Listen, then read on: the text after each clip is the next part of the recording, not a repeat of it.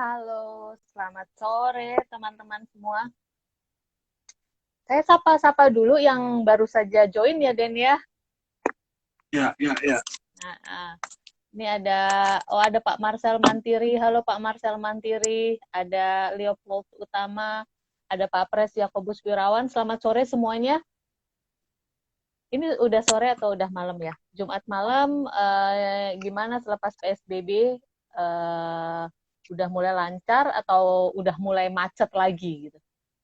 Oi, halo Basuki Tommy Octavian. Toko Cherry. Ini nih serumah ini. Istrinya, Basuki Tommy Octavian dan istrinya Toko itu. Cherry.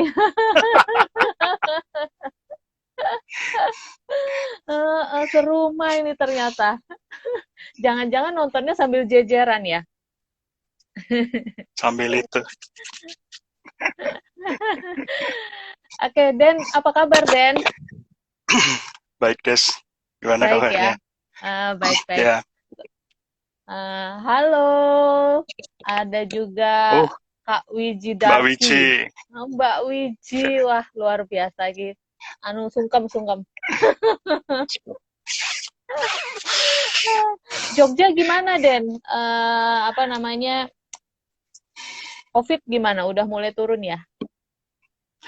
COVID sudah mulai turun, tetapi kalau lihat datanya, kan Bantul tetap tinggi ya toh. Terus Eh, PPKM ya tetap KM dilanjutkan. tetap Terus dilanjut. penyekatan jam-jam tertentu ya bikin repot, kita mau belanja apa-apa ke tengah Eh, kota jadi susah. Tapi ya eh, ya puji Tuhan karena di nggak terlalu nganu ya metropolitan, jadi jalan eh. tikusnya banyak gitu aja. Ini nyapa Sinta dulu nih. Halo Sinta, penonton setia Hipa Valley Talk. Ini luar biasa ini Kak Sinta. Oke teman-teman, malam ini kita akan berbincang dengan Kak Paulus Deni Setiarso. Ini panutan saya dari sejak SMA gitu. Apa namanya? Sampai kuliah kita masih sering main ya Den ya. Teman Ya, main juga kuliah, walaupun akhirnya kita terpisah kota. Malam ya. ini kita akan bahas masalah bisnis furniture yang ditekuni oleh Denny. Dan sekarang kan kamu ikutan di bisnis furniture ya, Ya. di Prestige Furniture. Kalau teman-teman belum tahu apa itu Prestige Furniture, jadi Prestige Furniture nanti akan dijelaskan oleh Kak Denny sendiri. Tapi buat teman-teman adik-adik kelas yang belum kenal, boleh dong Den kenalin diri dulu. Oke. Yang pertama, nama saya Denny Setiarso, Paulus Denny Setiarso. Saya angkatan 4 Vanlit, seangkatan sama Desta dan Pak Presiden Iwan Falcon. Terus sekelas juga kami bertiga, Desta, Falcon. Ya, di sini ada Nana, ada Tombas, itu sekelas semua. Iya, Nah, betul. untuk Desta itu luar biasa karena dari 1B, 2B sampai kelas 3 sosial 2, berarti 3 tahun. Iya. Jadi selera snacknya Desta saya juga tahu kayak apa itu. Ya, Jajanin yang ngendi ngerti ya. terus jajanin yang ngendi ngerti, senengnya es sopo aku ya ngerti. Baksonya sing ngendi ya. Tur pacare sing dia aku yang ngerti gitu ya. Ora dibahas nang kene. Begitu. Ora apa-apa, ora Ora apa-apa. apa-apa ya. Mumpung agak sing sekelas. Kita Gitu. menggunakan privilege ya Pak Presiden, mumpung sekelas kan gitu ya. Ada apa-apa dia yang masukin itu.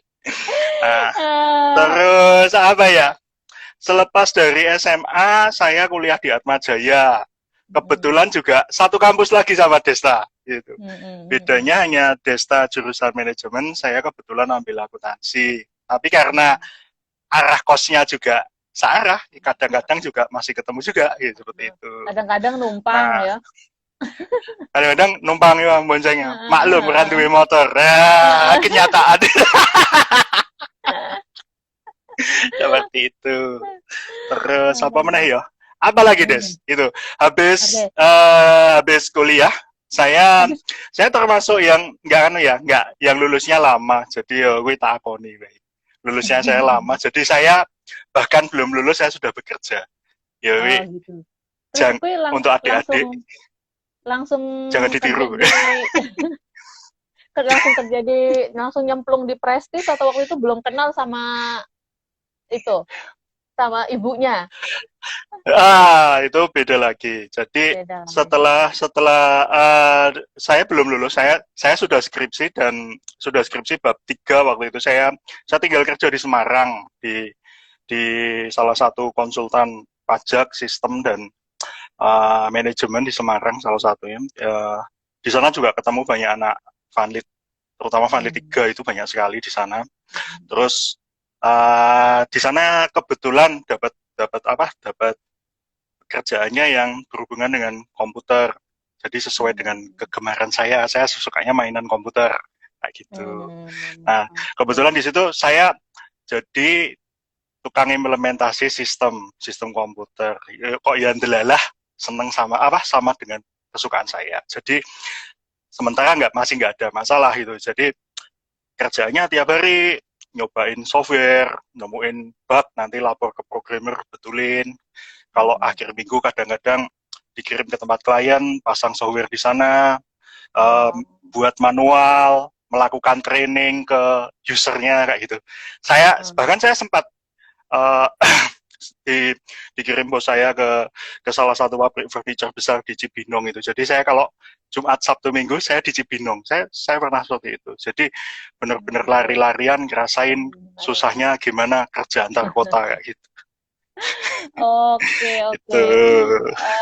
Nah, Ini terus gimana? terus gimana?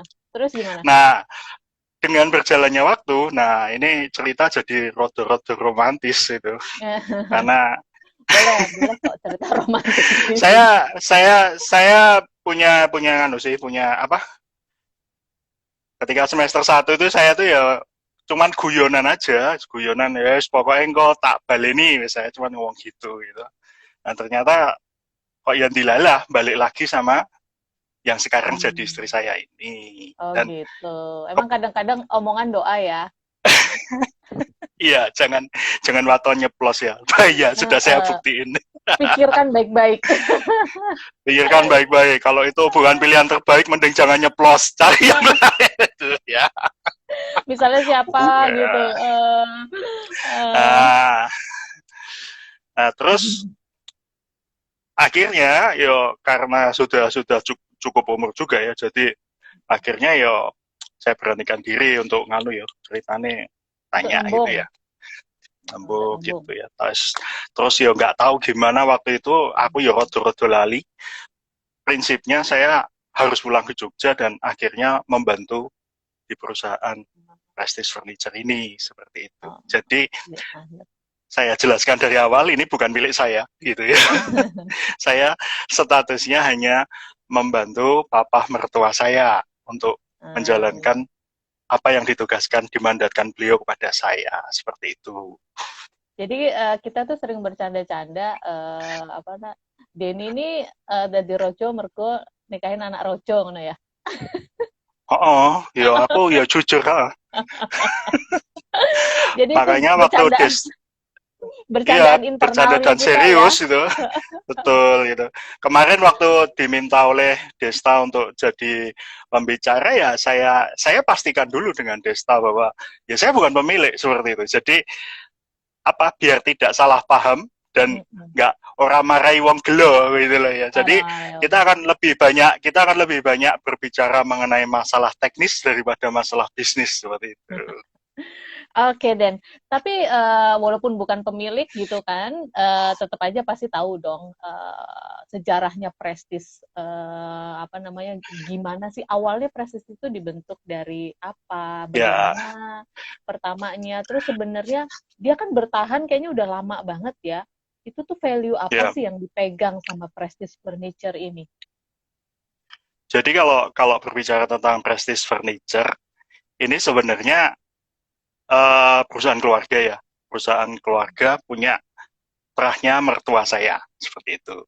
Terus ya diawali itu bukan dari bisnis furniture sebenarnya, tapi diawali oleh kakeknya istri saya itu adalah bisnis reparasi timbangan. Jadi kalau nanti teman-teman atau adik-adik atau kakak-kakak ke Jogja terus menyebutkan nama timbangan GAN, itu terkenal sekali di Jogja, ya itu adalah terahnya istri saya gitu. Jadi bisnisnya dari situ. Pertamanya dari reparasi timbangan. Jadi belum buat timbangan. Nah, kemudian generasi kedua itu papanya Lita ya, Lita istri saya, papanya Lita, Pak Hans Purwanto, itu mendirikan pabrik timbangan. Jadi dari reparasi kita hanya jasa gitu ya, terus bergerak menjadi manufacturing, jadi buat timbangan. Nah itu berjalan puluhan tahun. Kalau tidak salah itu mulai tahun 80, awal 80-an, 81, 82, sampai tahun 92-an, itu masih mainan timbangan, seperti itu. Nah, selain mainan timbangan, karena Pak Hans Purwanto ini ekspornya itu teknik ya, dan mesin gitu, jadi beliau juga buat buat perusahaan untuk ini, buat mesin industri. Jadi spesialis buat mesin industri. Contoh mesin yang pernah dibuat itu mesin gilingan bakso, mesin pipilan jagung kayak gitu. Terus jadi siapa bilang juga, kayak gitu orang Indonesia nggak bisa bikin ya? Ternyata sebenarnya bisa. Bisa. Ya? Itu tahun 80 itu Pak Hans sudah buat kayak gitu. Terus dengan berjalannya waktu, dua itu dijalani bareng gitu loh. Jadi bisnis manufacturing timbangan sama bisnis rekayasa buat mesin, termasuk buat mesin spray boot ya. Spray boot kalau yang mainan furniture pasti ngerti. Kalau untuk ini terutama Pak Presiden ini, Falcon ini ngerti banget kalau spray boot pasti. Jadi spray boot itu adalah alat yang diletakkan di ruangan saat pengecatan supaya ekses dari cat yang tidak menempel ke benda kerja itu nggak nempel ke benda kerja, jadi supaya overflow-nya itu pergi gitu loh. Jadi di situ ada waterfall sama vakum, intinya itu. Nanti kalau mau tanya jelas, tanya Pak Presiden pasti ngerti banget. Spray boot itu itu juga kemana-mana, sampai Cirebon, sampai Jepara. Jadi saya dulu juga sempat kaget, salah satu klien furniture saya zaman masih kerja di sistem informasi itu di Jepara itu, saya lihat PO-nya itu PO ke elit, jadi beli spray boot. Jadi saya kaget, sampai sini, sampai Jepara. Dan ternyata memang Jakarta, Cirebon, Jepara, Surabaya, yang dulu Wim Cycle sekarang udah nggak ada itu ya. Wim Cycle termasuk yang dipasang di sana. Oh gitu. Wim Cycle itu spray bootnya dari elit, seperti itu. Nah, contoh lain yang tentang rekayasa ya. Kalau yang pernah ke terminal 2 ya, Bandara Soekarno-Hatta, itu kan ada lampu yang dari tembaga. Itu lampu dari tembaga itu, lampu dari tembaga yang tergantung di tengah itu termasuk buatnya beliau. Gitu. Oh gitu. Kayak gitu. Berarti itu pernah melewati pabrikmu gitu ya? Pernah dibikin di sana gitu. Betul. Kalau aku sih belum, ketika aku gabung di perusahaan ini, aku itu udah ada di sana puluhan tahun. Artinya itu enggak orang mampu tanganku des. Tapi kemarin waktu ke terminal 2 sih aku menyempatkan diri untuk foto ya wis. Ya ora apa-apa toh, orang gawe sing penting di fotone ngono kan ya, seperti itu. Nah, terus gimana tuh dari bisnis itu terus tiba-tiba nyemplung ke bisnis furniture? Jadi sebenarnya ini salah satu salah satu kuncinya kenapa bisa survive itu kan koncone akeh gitu. Jadi Pak Hans itu temannya banyak. Saya sendiri yang pernah berkali-kali reparasi handphone beliau, termasuk kena sampur itu juga saya. Itu saya sempat tobat karena communicator itu E9000 itu isinya 3.200 kontak, dan itu backupnya nggak semudah yang saya bayangin, dan saya sampai jam 5 pagi hanya untuk ngutek-ngutek gimana caranya ngeluarin kontaknya dan dimasukin lagi.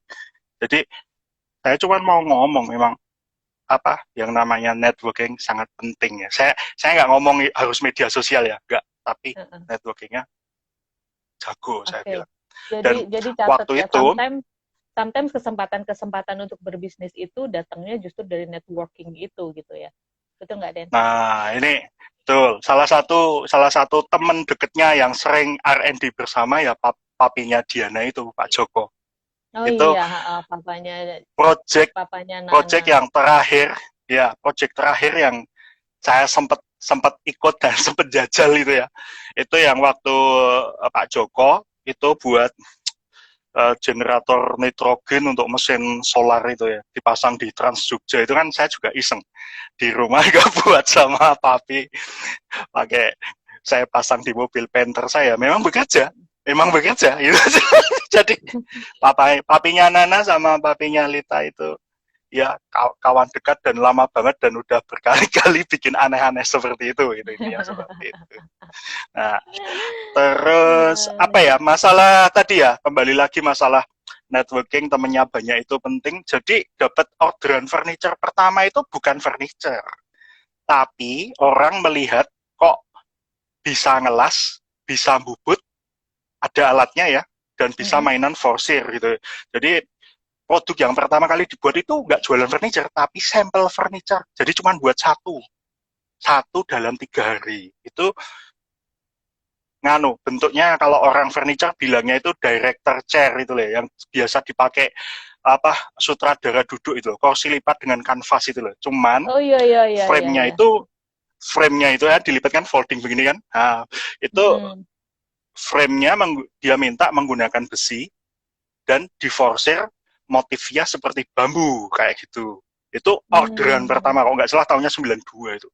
Dikerjain pahan dalam 3 hari, 4 2 hari itu nggak tahu itu saya.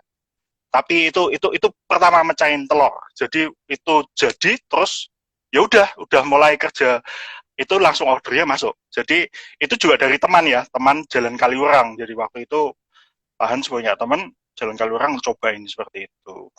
Itu yang Hmm. pertama, Des. Kayak gitu. Oh Terus gitu ya. yang lain-lainnya ya dari teman-teman kan nggak, dulu kan nggak ada marketingan, nggak ada email, nggak ada Mm-mm. apa-apa. Ya udah, bule-bule Jogja itu ya kadang-kadang datang mbak sampel, buatin udah. Dari mulut ke mulut, bahkan yang bayar yang dari Swiss itu yang udah 25 tahun itu ke Jogja nggak tahu Mm-mm. alamatnya, nggak tahu namanya, cuman bawa foto cari pabrik yang buat barang Kayak ini kayak gitu, begini.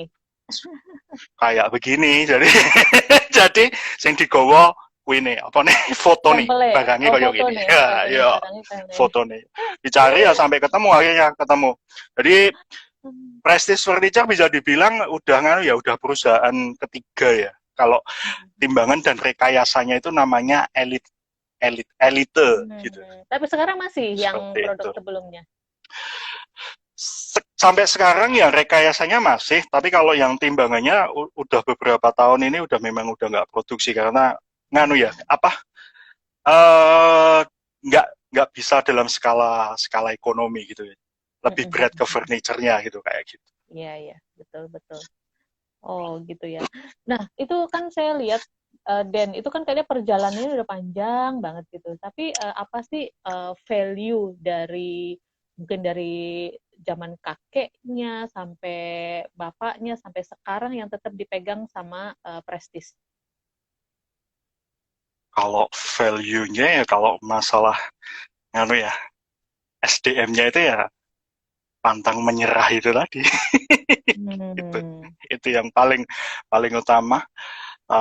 Apa ya, buat kami, saya sering guyonan sama sama beberapa anak Vanli, termasuk ya mungkin sama beberapa anak Vanli Jogja yang sering jalan sama saya, sama Cimot gitu ya.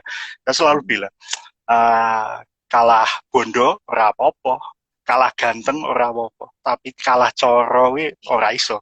Kudu goleki carane. Jadi nggak ada kata nggak bisa itu.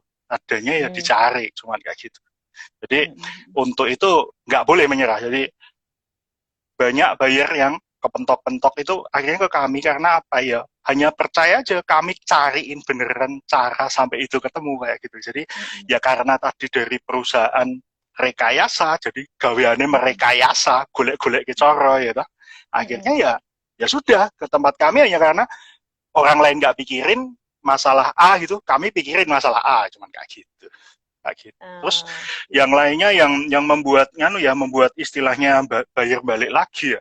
Ya memang konstruksi itu buat kami yang utama karena sebenarnya kan furniture itu kan view, konstruksi, ergonomi ya toh, harga kan kayak gitu ya. Ada 4 itu. Betul, nah, betul. Buat kami konstruksi nomor 1. Jadi nggak mau lah ngalahin di situ gitu ya. Nggak mau karena gini ya. Untuk ngejudge, untuk dijasanya kan gini, kalau saya dulu buyer. Mantan saya buyer. Tahu. Saya tahu. Suka minta ini dikalahin. Yang penting tampilannya, yang penting apanya gitu. Tapi kalau dealing sama Prestige, berarti Prestige nggak mau yang ngalahin. Ada poin-poin tertentu yang Prestige tuh nggak mau ngalah gitu. Kami biasanya kalau masalah konstruksi itu ya, terutama kalau desain dari buyer, memang udah sepakat di awal. Oke, gambarnya kayak apa? Nih, biasanya kan mereka shop drawing ya, bukan technical drawing ya. Shop drawing. Oke, kasih waktu. Minta harga nggak apa-apa, kasih waktu juga untuk kita pikirin dalamnya bentuknya kayak apa gitu ya. Tapi nanti setelah selesai, ya biasanya terjadi nego di situ. Tapi kalau istilahnya udah dibuat 1 tahun nanti pasti rusak itu, kami nggak mau. Karena apa ya? Itu nama itu. Istilahnya kalau furniture itu keamanan gitu. Apalagi kalau didudukin sampai jatuh itu nggak boleh. Atau kalau sunbed waktu ditarik adjustable backrest-nya itu sampai jatuh dan tangannya kejepit, itu nggak boleh. Buat kami itu nggak boleh. Pantang itu. Itu nggak pantang itu. Kalau sampai itu terjadi, wah guys, itu istilahnya rusak itu, nggak boleh kayak gitu. Jadi selain view, yo konstruksi yang utama. Kemudian nomor 2 ergonomi. Karena memang betul view itu yang menjual, saya setuju. Tapi kalau Anda duduk di kursi gitu, Anda pilih yang tahan duduk 4 jam atau yang 30 menit pantatnya udah panas, boyoknya sakit gitu. Kan ada kursi juga bisa dibuat seperti itu. Istilahnya dalam prakteknya nanti beberapa tempat seperti kafe itu juga nggak pengen orang duduk lama-lama kan. Gampang itu kalau buat saya. Jadi memang sengaja. Dirubah aja. Iya. Dirubah aja. Istilahnya saya buang 2 cm tingginya, udah selesai itu, nggak bakal lama-lama itu. 1 jam paling lama. Tapi kalau standar kursi kami, kenyamanan kursi kami 4 jam itu nggak boleh capek. Nah, terutama kursi-kursi untuk sekolahan kan, beberapa tahun ini kami dapat project untuk ngerjain sekolah berasrama juga Pak, itu kursi sekolah itu nggak boleh 4 jam harus tidak capek seperti itu. Lah gimana kamu mau konsentrasi kalau pantatmu sakit itu? Kayak gitu. Oke, Dan bentar.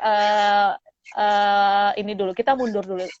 By the way, untuk teman-teman yang ini kita ngobrol tuh karena konco lawas pasti ngobrolnya tuh bakalan nyerocos terus.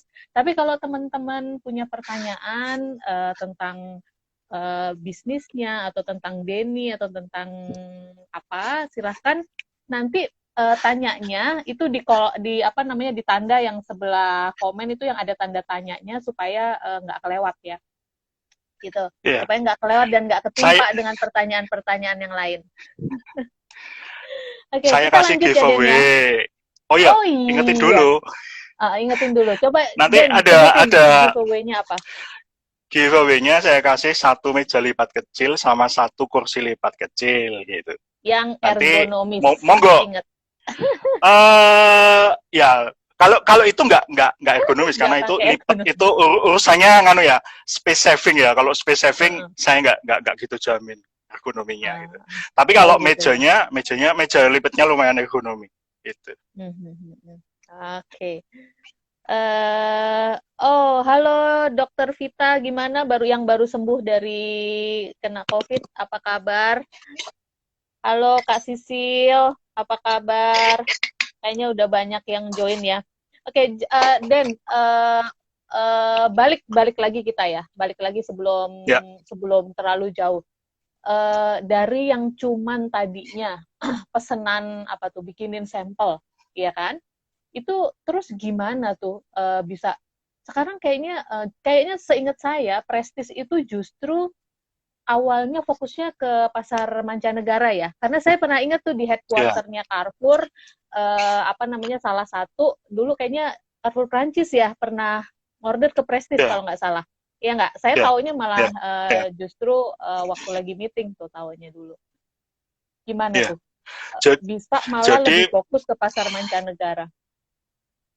jadi begini, karena yang bawa sampel itu teman-temannya Pak Han yang bule, otomatis kan barangnya banyak di luar negeri. Jadi kan ya orang sini juga nggak nganu ya, nggak gitu tahu gitu prinsipnya seperti itu. Nah, Itu yang pertama. Yang nomor dua, memang fokusnya itu adalah sebenarnya fokus utamanya itu adalah outdoor furniture. Jadi furniture-furniture yang dikhususkan untuk dipasang di taman, di luar ruangan, atau paling tidak itu di beranda ya, di beranda veranda kayak gitu. Jadi artinya kayu saya mesti tahan air, kalaupun itu dimix sama besi atau stainless atau aluminium, itu juga harus dilakukan sesuatu supaya tahan tahan cuaca, tahan air, tahan hujan seperti itu. Nah, sementara kita sendiri orang Indonesia kan panas. Kita kan nggak ada kan acara makan-makan di tengah taman kan karena panas. Jadi ya outdoor furniture itu orang Indonesia konsumsinya nggak banyak kayak nggak gitu. banyak. Paling kalau ada pun itu yang untuk beranda. Biasanya ditaruh di beranda apartemen atau di apa di beranda di Teras. belakang rumah. Nah, teras dekat deket-deket apa kolam renang atau deket-deket apa kebun belakang kayak gitu, Des. Itu yang jadi kenapa jadi fokusnya ke ekspor seperti itu. Oh gitu ya. Bentar ya, Den. Ini kayaknya udah ada satu Ya, pertanyaan dari Kak Tommy Laurentius. Halo, apa kabar? Om Denny, gimana caranya mengubah mindset yang awalnya dari IT bisa putar haluan ke furniture? Bukan cuma dari IT, dari akuntansi. jadi jadi gini ya, mungkin agak lama nih ceritanya jadi uh, nganu. Jadi nomor satu saya diminta untuk ikut join ke perusahaan. Tadi ceritanya udah di depan. Kemudian yang nomor dua kebetulan kok ya saya tuh sukanya dengan komputer, mainan komputer, dan pekerjaan saya sebelumnya adalah sistem informasi dan itu masang sistem komputer, intinya seperti itu. Jadi bergelut dengan komputer. Nah, merubah mindsetnya itu prinsip saya satu dulu ya. Tadi yang saya sebutin, ora oleh kalah coro ya, oleh kalah bondo, oleh kalah bagus, oleh tapi ora oleh kalah coro. Harus dicari caranya. Ya saya bercermin diri saya bisanya apa. Lah, saya paling mahir saya mainan komputer gitu, kayak gitu. Lah, saya disuruh megang gergaji langsung, saya ora iso gitu. Jadi, saya approach-nya itu pakai sistem informasi. Gitu caranya. Jadi, saya tidak langsung main ke produksi langsung, enggak. Saya bukain gambar-gambar itu, saya belajar software untuk menggambar, saya belajar AutoCAD, saya belajar SketchUp seperti itu. Jadi saya merubah dari gambar-gambar tangan menjadi gambar-gambar komputer. Kemudian saya meyakinkan atasan saya bahwa biasanya kan mereka gambar itu digambar pakai tangan, kemudian dibuat sampelnya pakai kayu jelek terus di trial. Trialnya benar-benar menggunakan benda gitu. Jadi itu jadi settingnya lama gitu. Karena nyetingnya satu-satu kan kalau terjadi kesalahan otomatis oke digeser 2 mili artinya kita ngulangin lagi geser lagi 2 mili. Nah, saya nggak setuju dengan apa di trial langsung seperti itu. Nah, kemudian saya memasukkan kemampuan saya di situ. Gambar pakai komputer, gitu. Pakai 2 dimensi, pakai AutoCAD dulu 2 dimensi. Nah, kalau mau di trial, benar-benar di trial ya sudah digambar 3 dimensi, mungkin pakai AutoCAD atau pakai SketchUp seperti itu. Jadi saya menggunakan trialnya di komputer, saya alihkan di situ. Jadi R&D dari yang fisik saya pindahkan ke kantor. Yuk kita ujuk-ujuk ini pakai komputer, kita simulasi pakai komputer. Kayak gitu. Jadi saya merubahnya itu dari situ. Itu yang nomor satu. Yang nomor dua, ya prinsip saya itu hands on sama line in. Ya mungkin yang saya bilang tadi, mungkin nak sing go bos-bos ya ora cocok gitu. Saya bilang, makanya saya bilang ini khusus teknis ya gitu. Orang go bos ini go teknis, manusia teknis yang di lapangan. Jadi ngerti apa yang dilakukan anak buahmu 75% itu adalah sebuah keharusan. Jadi sebagai atasan Anda harus tahu bagaimana apa yang dilakukan anak buahmu terhadap mesin-mesin itu dan mengerjakannya 75% Tahu minimal. doang atau Anda harus tahu bisa dan lakukan. bisa? Tahu dan bisa Tahu dan berarti. bisa. Tahu dan bisa. Nah, ditambah tadi kan saya tambahin dengan komputerisasi. Jadi saya udah satu level di atas. Dan yang nomor 3 itu ya memang harus belajar. Jadi karena tadi harus ketemu dengan tukang-tukang, harus ketemu dengan mandor-mandor ya. Saya belajar aja, minta tolong ya. Pakai dua kata yang paling simpel, yang paling membantu itu. Tolong ajarin saya, setelah diajarin ya terima kasih. Wes kuwi wae. Hidup gak usah dibuat susah. Setelah itu coba dikerjakan. Kalau mereka tahu kamu mencoba mengerjakan, yo pasti kalau tanya lagi yo akan diajari dengan benar karena kamu coba kerjain. Jadi intinya apa? Kamu cek beneran gitu loh. Kamu nggak cuma tanya gitu loh. Cek dan rechecknya jalannya di situ. Nah, yang nomor 4, ya enggak lah, enggak lah, ngapain gengsi? Udah melompatnya udah jauh, sekalian aja nyebur itu kan. Ngapain cuman kakinya yang dibasahin, kepalanya masukin ke kolam renang gitu. Gitu. Terus yang nomor 4 ini ya, ini termasuk prinsip saya sih. Kalau yang namanya apa ya, hegemoni itu harus direbut sih ya. Kalau itu prinsip saya. Jadi istilahnya ya kalau kamu nggak bisa, kamu harus belajar. Nggak nggak belajar. Di sini gue kudu iso wis ngono kuwi. Seperti itu. Oke. Tapi maksudnya ketika kamu berusaha merubah dari yang apa tuh namanya, dari yang manual ke lebih computerized gitu, itu ada kayak hesitation gitu dari orang-orang. Biasanya kan kalau biasanya orang bekerja berdasarkan kebiasaan ya, terus lupa bahwa ternyata dunia berkembang atau berubah dengan lebih cepat gitu. Itu ada kayak perlawanan nggak? Ada bagian R&D dan produksi, kepala produksinya pasti ya teriak-teriak karena kan artinya ada satu step yang dilewati dan itu nggak lewat mereka gitu ya. Pernah sampai kayak gitu ya. Saya coba tunjukkan kelebihannya gini loh. Kalau digambar dengan komputer, simulasi di atas komputer itu kita udah ngerti kalau itu bakal nabrak atau itu bakal terlalu kecil atau terlalu besar komponennya menjadi boros, atau kemungkinan seperti nanti bakal patah di situ kakinya gitu. Kita udah tahu gitu dari pengalaman dan dari lihat gambar di komputer. Kita udah punya acuan ukuran untuk itu kan, standar komponen seperti itu. Nah, saya tunjukin sama mereka. Kamu kalau gambar pakai istilahnya pakai jangka, pakai ngeblat manual gitu ya, tanpa acuan, dibanding saya gambar di komputer, kemudian saya print 1:1, komponennya saya print 1:1, artinya udah dimensi betul ya, tinggal kamu blat, kamu potong, kamu bor di titik yang mesti kamu bor, itu bisa 1:3, 1:4 kecepatannya, dan kemungkinan salahnya itu menurun jauh sekali. Mungkin malah bisa jadi nggak ada kesalahan kalau kamu lakukan itu dengan benar ya. Intinya kalau memang harus dibor di situ ya lakukan bor di situ, jangan dibor di tempat lain seperti itu gitu. Ya, kami udah berkali-kali coba seperti itu ya berkali-kali juga buat sampel, hanya 1 kali trial jadi betul nggak ada kesalahan gitu. Jadi itu yang saya tunjukkan ke mereka. Jadi ayo kita kita maju lagi karena dunia sudah berubah. Teknologi udah berubah, simulasi bisa di atas komputer, dan kamu tidak perlu sampai berhari-hari hanya untuk mengerjakan satu furniture, misalnya kursi lipat, atau sunbed, atau meja, atau folding chair itu, pusing nyari titiknya, karena nggak ada yang gambarin, nggak ada yang ngasih tahu ukurannya berapa, karena nggak ada yang ngasih kamu mal 1:1-nya kayak gitu. Jadi akhirnya mereka juga ngerti. Ada ini nggak, ada kayak ketakutan bahwa pekerjaan saya akan direbut oleh komputer gitu, ada nggak ketakutan seperti itu? Iya, nak kui pasti.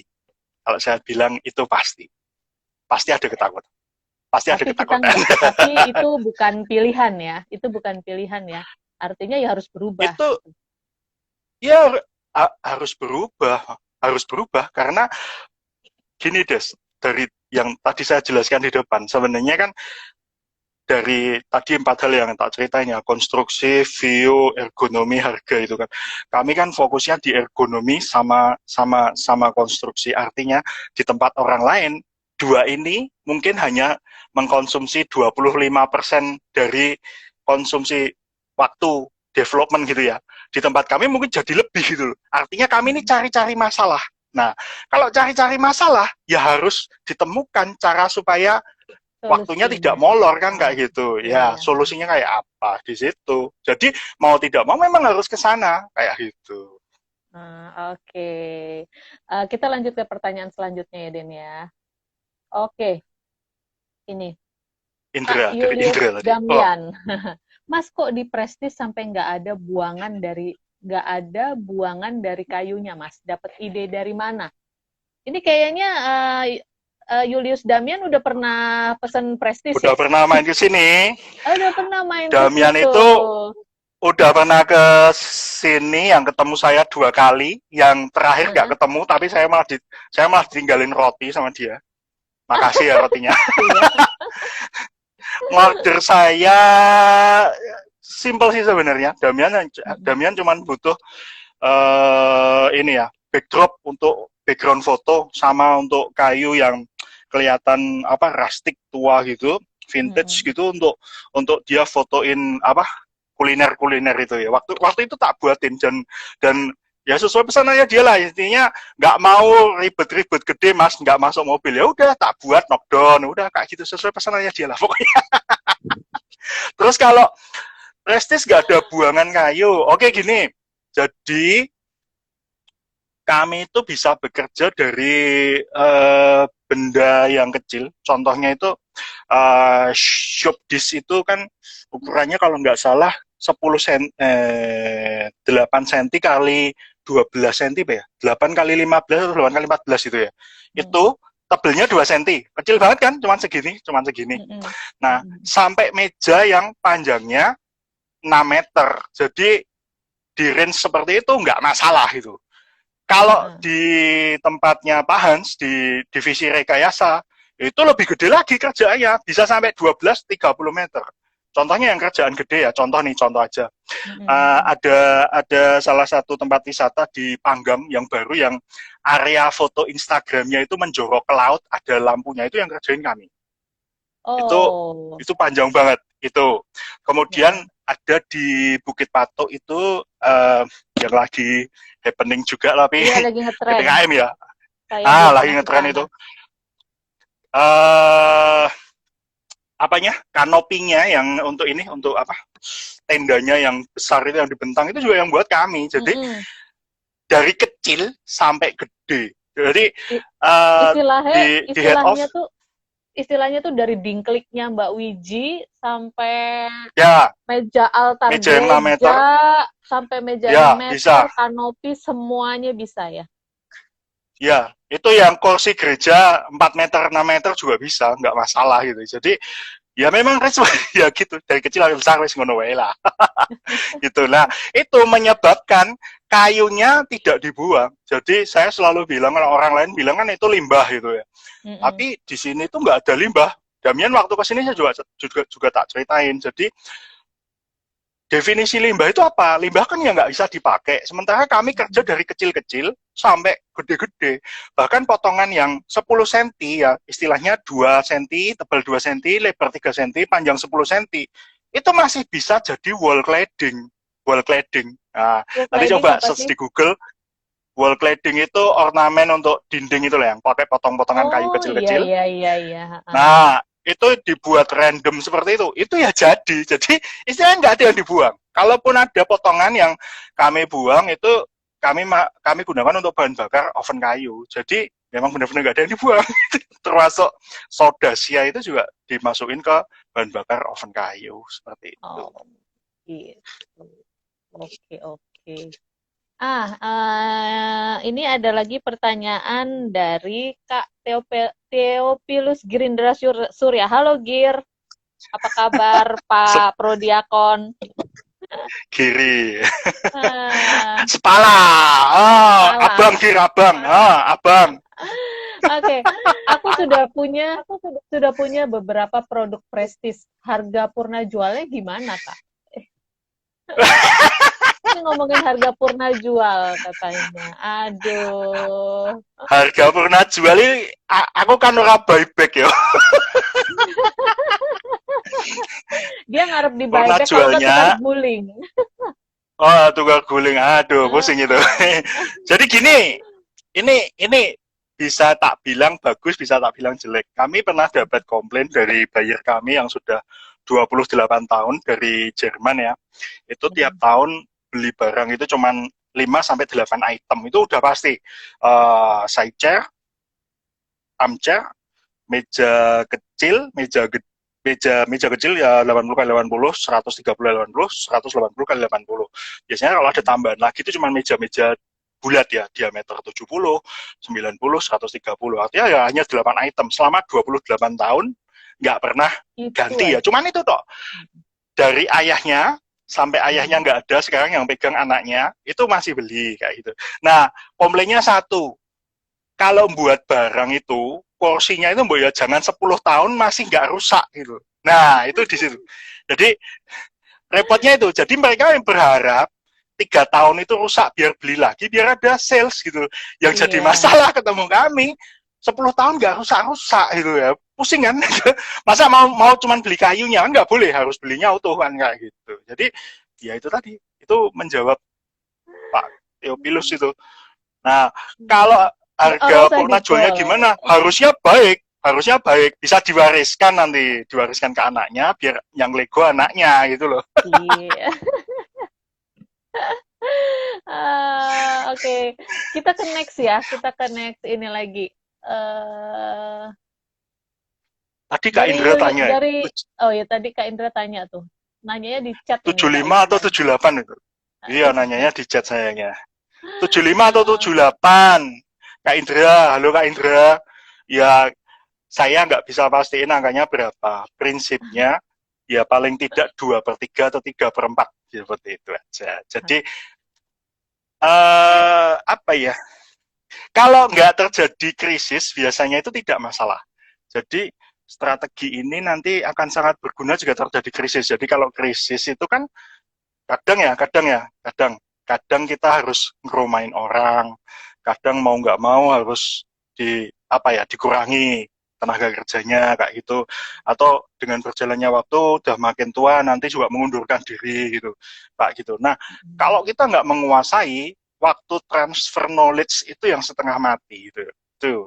Belum lagi nanti kalau ada acara yang nggak ngerti ya, nggak minta ya, ada yang namanya demo dan boykot. Nah, Desta pasti paham lah. Desta sama Tika paham lah. Kayak gitu. Jadi sebenarnya lebih pada bagaimana bagaimana kita tetap bersiap sedia untuk transfer knowledge itu aja. Itu aja. Tuh. Iya, oke. Jadi kita prepare for the worst lah ya. Kalau kita Ya, prepare ngerti for the worst. 70% dari proses kerjanya, paling enggak 70% itu udah di tangan gitu. Sisanya yaitu Betul, kita betul. harapkan kita akan dapat bantuan dari yang lain, gitu ya. Oke, Iya. next pertanyaan. Awal bisa mulai dapat bayar dari luar negeri gimana caranya? Ya itu tadi ya. Itu tadi Tadi itu dari apa namanya udah teman-teman, kemudian diceritain ya. sama ya kayak gitu. Kalau Ah, pameran juga jarang bisa ya. bisa dihitung pakai tangan sebelah ya gitu. Tangan sebelah setahu saya lo ya kayak gitu. Tapi by the way tadi cerita kan banyak bayar-bayar dari luar Ah, negeri yang ternyata hubungannya nggak cuma setahun, 2 tahun gitu, tapi bahkan udah ya, puluhan ya, tahun, udah belasan tahun. ya, Nah itu ya. gimana caranya prestis? Pasti ada satu apalah ya kebiasaan, budaya atau value yang selalu dipegang sama prestis sehingga mereka tuh selalu balik lagi, balik lagi, balik lagi. Gimana tuh caranya maintain bayar-bayar itu? Kalau Pak Han sih biasanya Ini ya setahu saya ya, karena saya banyak-banyak diproduksi, saya jarang jagung dibayar terus terang. Yang saya tahu itu kekeluargaan. Jadi istilahnya nggak saklek-saklek lah, istilahnya apa ya, dimong gitu, dimong gitu aja. Jadi kadang bayar ya mintanya aneh-aneh gitu ya. Istilahnya aneh-aneh gitu ya, ya diteko alon-alon, ora diatosi kayak gitu. Karena kalau misalnya nganu apa kecentok itu biasanya terus langsung pergi gitu. Saya bahkan juga sempat kaget nih, ada satu buyer dari Spanyol, pembelian terakhir 2011 ya. Baru Tahun loading kemarin sama kemarin tahun ya? ini. Ini yang baru Bukan, loading itu kemarin ya? Oh, beda lagi. yang baru loading kemarin itu Jerman. Itu balik lagi tahun kemarin beli apa ya, dia kontainernya nggak penuh, butuh 30 meja, ya, tanya kami punya banyak stok, ya sudah, itu balik lagi. Dan ya apa QC-nya, apa tukang yang mastiin kualitasnya itu cuma tanya sama bayarnya kalau dengan Prestige bermasalah apa enggak. Mereka bilang, oh nggak pernah bermasalah sama Prestige. Ya wes, istilahnya langsung datang ke Jogja, kan orang Solo, cek barangnya, ya wes 30 meja, ya wes gitu, dalam 3 hari, ya wes kayak gitu. Dan kami kaget juga, itu udah, berarti kan udah lama kan, udah 9 tahun, udah 9-10 tahun nggak pernah beli gitu, nggak pernah beli lagi dari kami, balik lagi ngasih gambar, minta di develop beberapa sampel yang akhir bulan kemarin ya, awal Agustus kemarin, awal Agustus kemarin udah kami kirim. Ini masih satu yang masih kami kerjain sampelnya. Nah itu kalau masuk lumayan, itu kerjaan buat 2 bulan lah itu. Jadi kalau bisa disimpulkan dari cerita kamu ini, Den, berarti networking itu sangat penting. Yang kedua adalah nama baik. Networking something. Nama baik, Nama baiknya, iya. itu benar-benar harus dijaga gitu. Sometimes kita nggak boleh berkompromi dengan nama baik ya. Ya, kayak gitu. Karena begitu nama baik itu udah apa tuh namanya, udah tercipta, itu udah bakalan jadi top of mind gitu. Walaupun ya kadang-kadang lupa, kadang-kadang belok ke produsen yang mana gitu. Ujung-ujungnya nanti balik lagi ke situ gitu. Kalau ujung-ujungnya balik ke produsen-produsen yang bisa diandalkan. Bener nggak? Iya, betul. Dan dalam masa krisis seperti ini yang istilahnya mereka bisa percaya, karena kan udah nggak bisa trial ya. Nomor satu, mereka penjualan pasti drop. Penjualan pasti drop, itu artinya udah nggak bisa main-main. Kalau beli yang pasti kejual kan. Mereka nggak mau main-main yang coba-coba kualitasnya itu. Ya, balik lagi ke kami lagi. Jadi istilahnya ya nggak, istilahnya ya kayak gitu. Istilahnya balik lagi. Ya saya juga ya wis disyukuri aja lah wis ngono wae. Bingung sih menjelaskan aku ya. Oke, Dan kita lanjut lagi, nih pertanyaan cukup banyak. Nih. Dari Kak Indra Logia. Hai Kak Indra, ini kemarin sempat mau hosting, jadi host tamu di Hipa Valley, tapi sepertinya untuk IG Live buat Kak Indra itu nggak bersahabat gitu. Mungkin di kehidupan yang lalu Kak Indra nih ada masalah dengan IG gitu. Enggak, saya tahu kenapa dia bermasalah. Karena dia belum menyelesaikan urusan kata rezim di debat politik kelas 2 SMA itu. Dia belum selesaikan masalah rezim itu. Oh, iya. Dia pasti bermasalah, dia kan belum selesaiin urusan kata rezim itu. Masih ingat kan Des urusan kata rezim? Pertanyaan dari Indra, Den, bagaimana sourcing kayu yang lebih responsibel? Kan bayar dari luar negeri itu suka ribet tuh. Iya, betul. Bayar dari luar negeri itu ribet banget karena biasanya mereka minta sertifikat ini, sertifikat itu, kayunya harus gimana, dan sebagainya. Itu gimana tuh? Saya minum dulu sebentar ya. Jadi gini, untuk Indra ya, bagaimana sourcing kayu yang lebih responsibel. Jadi gini, membuat sourcing yang responsibel itu kalau saya bukan sourcingnya dulu. Jadi yang saya lakukan ketika datang pertama di Prestige, itu saya diminta sama Pak Hans untuk mempelajari yang namanya pembahanan. Pembahanan itu adalah mengurusi tentang pengadaan kayu, bagaimana gelondong itu dipecah menjadi papan, papan menjadi komponen, komponen menjadi komponen jadi.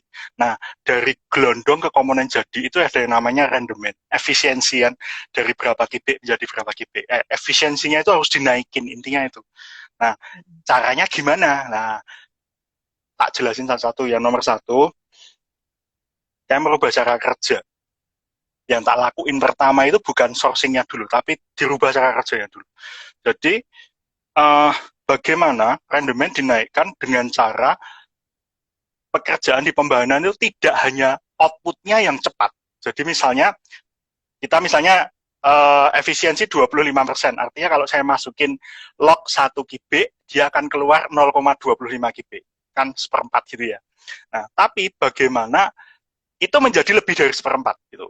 Nah, beberapa cara yang saya lakukan, nomor satu, memang kita mainnya pakai mal, kita udah nggak pakai mesin-mesin besar, kita pakai mesin-mesin kecil. Menjadi padat karya iya, tetapi bahwa saya udah buktiin itu rendemen bisa naik. Jadi efisiensinya saya push dulu sebelum saya mikirin beli kayunya lebih banyak seperti itu. Efisiensinya saya push. Kemudian nomor dua, setelah menjadi papan kan biasanya kita masukin oven kayu. Nah, bagaimana kerusakan di oven itu ditekan gitu. Nah, oven itu dipelajarin juga, operator diajarin. Nah, itu benar-benar ditungguin kayak gitu. Kalau saya dulu saya tungguin, dan tiap jenis kayu beda-beda treatmentnya. Jadi kalau Anda ngoven kayu jati ketebalan 2 cm itu beda dengan ngoven kayu jati papan ketebalan 3 cm. Beda lagi kalau 4 cm, 5 cm ke atas beda. Itu masalah ketebalan ya. Kemudian beda lagi kalau spesiesnya beda. Misalnya sonokeling atau pinus atau mindi, itu beda lagi caranya kayak gitu. Oke, masalah itu. Nah, kemudian supaya lebih responsibel, kan itu saya responsibel karena saya artinya dengan input yang sama saya keluar lebih banyak. Artinya saya tidak perlu memotong kayu lebih banyak gitu, Des. Jadi efisiensinya itu saya push dulu supaya saya tidak memotong kayu dengan lebih banyak. Artinya ya saya jelas lebih responsibel. Ya kan, nggak perlu beli gelondong lebih banyak ya. Semua pasti senang. Nggak perlu ngeluarin uang juga, ya kan. Saya lebih tanggung jawab juga, ya loh. Sing gaji anak buahku ya seneng, karena apa? Tidak perlu membelah gelondong lebih banyak, artinya awaknya aku tuh kesel-kesel banget kan kayak gitu. Semua jadi senang. Nah, terus bagaimana cari log yang responsibel? Ya nomor satu, kan log itu sebenarnya kayu itu kan sourcingnya kan bisa dibilang ada 4 macam. Ini secara secara garis besar. Nomor satu ada yang namanya hutan alam. Hutan alam itu seperti yang di Kalimantan itu. Jadi kalau Anda beli kayu bengkirai, kayu meranti, itu kan hutan alam. Itu nggak ada yang nanem gitu, hutan alam. Nah, hutan alam ini bahaya. Bahayanya apa?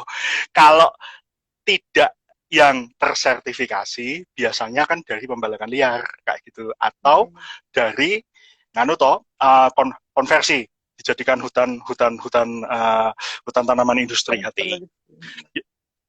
Ya, nomor dua itu ada yang namanya hutan budidaya. Ya, kok hutan budidaya apa? Tanaman.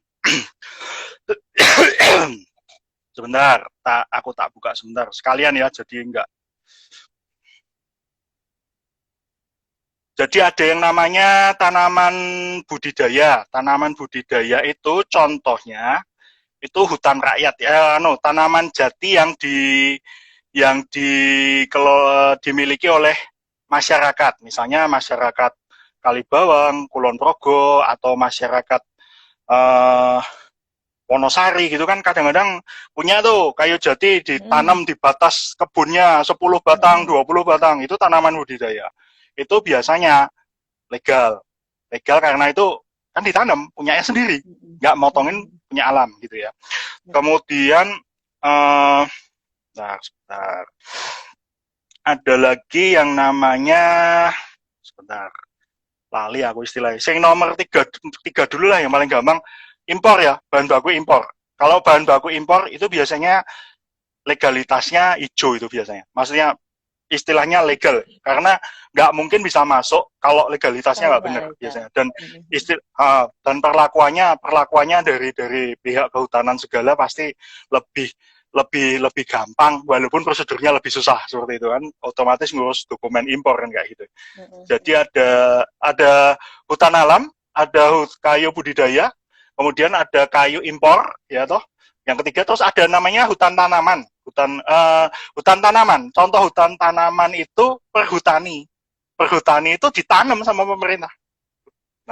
Nah, itu biasanya legalitasnya juga oke. Kalau dari perhutani nggak masalah. Yang dari perhutani resmi tuh ya, bukan kayunya perhutani dibabati ya. sendiri. Ya, istilahnya kami tuh kayu Spanyol, separuh nyolong. Separuh nyolong. Nah, itu.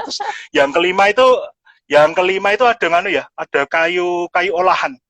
Jadi kalau kayu olahan itu contohnya multiplex, kemudian thick block, kemudian MDF, itu kayu olahan itu namanya. Jadi dirubah bentuknya melalui dulu ya, lewat proses fabrikasi dulu. Nah, legalitasnya piye gitu. Saya biasanya pakai kayunya perhutani sama kayu hutan rakyat. Jadi kayunya dari kayu budidaya sama hutan tanaman kayak gitu.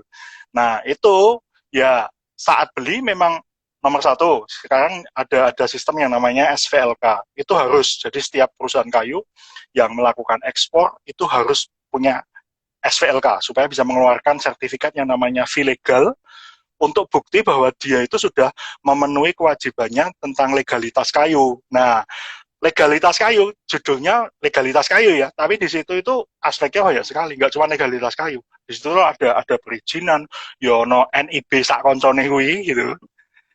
Kemudian ada aspek tentang K3. Jadi aspeknya pertama tentang kayunya sendiri, kemudian legalitas perusahaan, kemudian tentang K3, kesehatan keselamatan kerja itu. Kemudian yang terakhir itu K3 ketenaga kerjaan kayak gitu. Jadi legalitasnya itu dan tiap tahun diaudit. Jadi itu senjatanya untuk itu yang sertifikasi yang ngeluarin Indonesia. Nah, kalau mau naik kelas lagi ada yang namanya sertifikat FSC lah, Forest Stewardship Council itu ya. Tapi itu kami belum punya karena terus terang bayarnya belum mensyaratkan untuk itu. Kalau nanti udah mensyaratkan ya wis. Sebenarnya kalau ikut itu ada baiknya dalam artian kan bayar yang mensyaratkan FSC pasti juga punya grup sendiri. Jadi istilahnya penetrasi pasarnya sebenarnya lebih bagus. Cuman artinya Anda akan diaudit 1 tahun 2 sertifikasi ya. Ini perlu dipikirkan alokasi sumber dayanya gitu. Jadi untuk istilahnya untuk menggunakan kayu-kayu yang responsible, yang legal itu tadi aja gitu. Urusannya tuh panjang banget sampai juga ada auditnya juga gitu ya. Iya, ada auditnya. Jadi ada auditnya itu kamu jual ke tempat siapa, kamu pakai kayu yang mana, kamu belinya dari siapa. Bahkan kalau istilahnya supplier kita belum punya SVLK ya, belum tersertifikasi, kita juga harus buktiin itu dari tempat siapa, ada KTP-nya. Bahkan kadang-kadang kalau nyuwun sewu mereka yang pakai kayu recycle ya, kan ada yang kayu bongkaran rumah itu. Di letter C-nya atau sertifikatnya disertakan. Seperti itu, ya itu bukti legalitasnya memang saya pakai kayu dari bongkaran rumah, misalnya dari Klaten punyanya Pak siapa, yo iki buktine kayak gitu. Itu nanti juga diaudit seperti itu. Gitu. Jadi lumayan ribet. Lumayan ribet, tapi tetap diurus kan, Den? Ya diurus, harus diurus karena syarat PEB ya pengajuan ekspor barang itu harus ada fee legal. Tanpa fee legal, PEB-mu nggak mungkin keluar. Artinya kamu nggak bisa ekspor. Gitu. Oh, gitu ya. Oke, ini ada pertanyaan lagi dari Kak Yuyung Anastasia. Hai, Kak Yuyung Anastasia, gimana? Masih itu nggak? Masih itu ya? Masih isoman ya? Oh, semoga cepat sehat ya, Kak Yuyung ya. Oke. Ada pertanyaannya adalah, Pak PDS pernah kesulitan mendapatkan kayu sebagai bahan baku nggak? Gimana cara mengatasi kelangkaan kayu?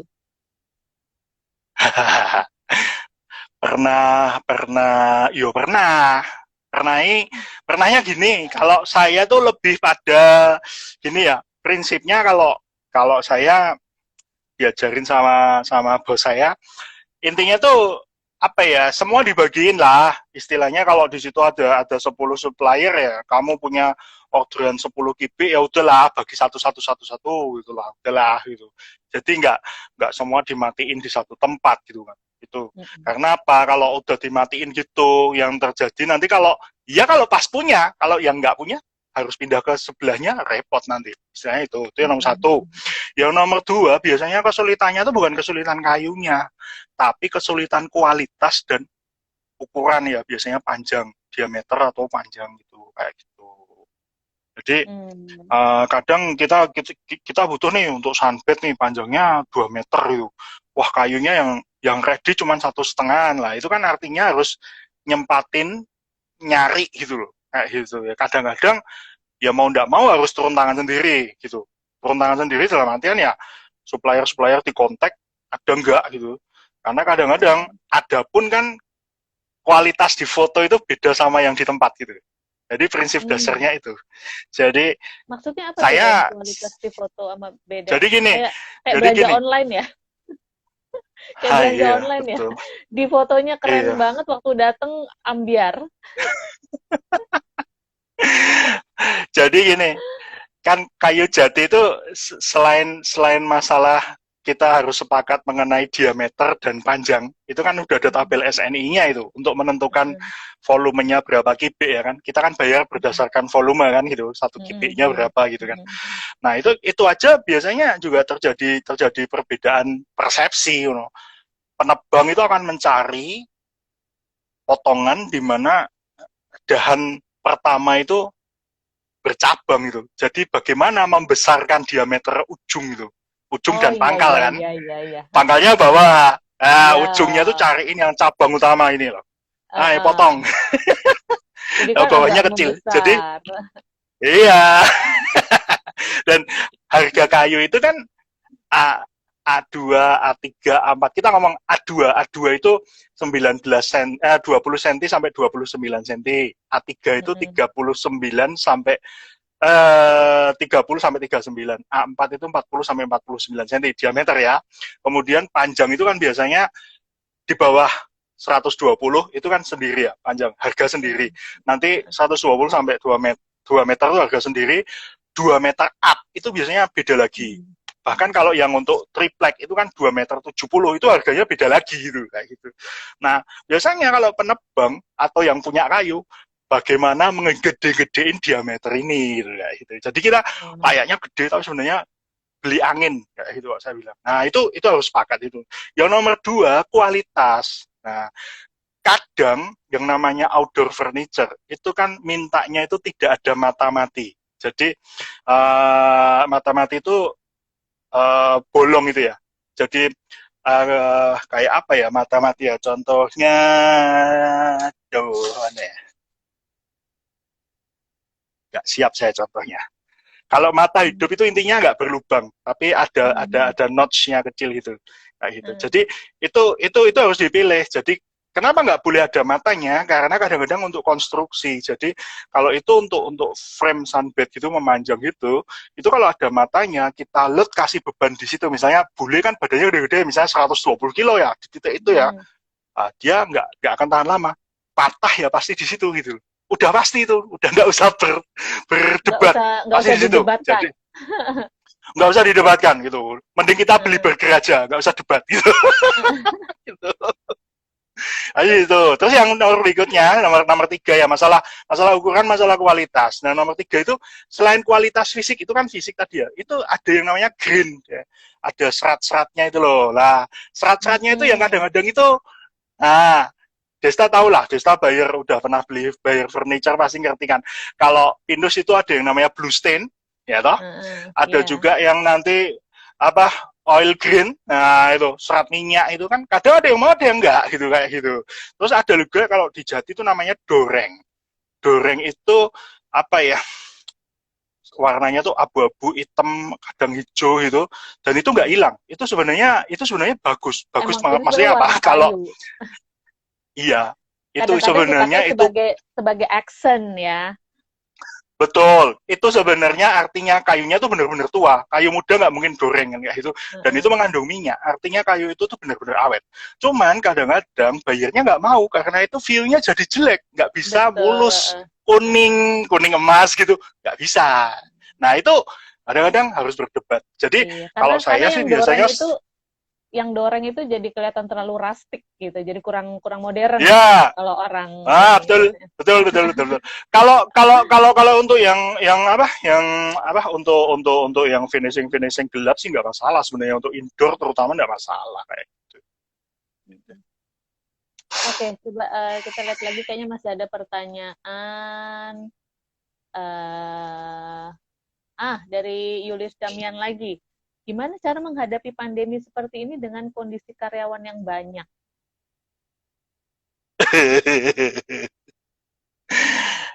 Kalau saya rumusnya ya cuma satu, total football.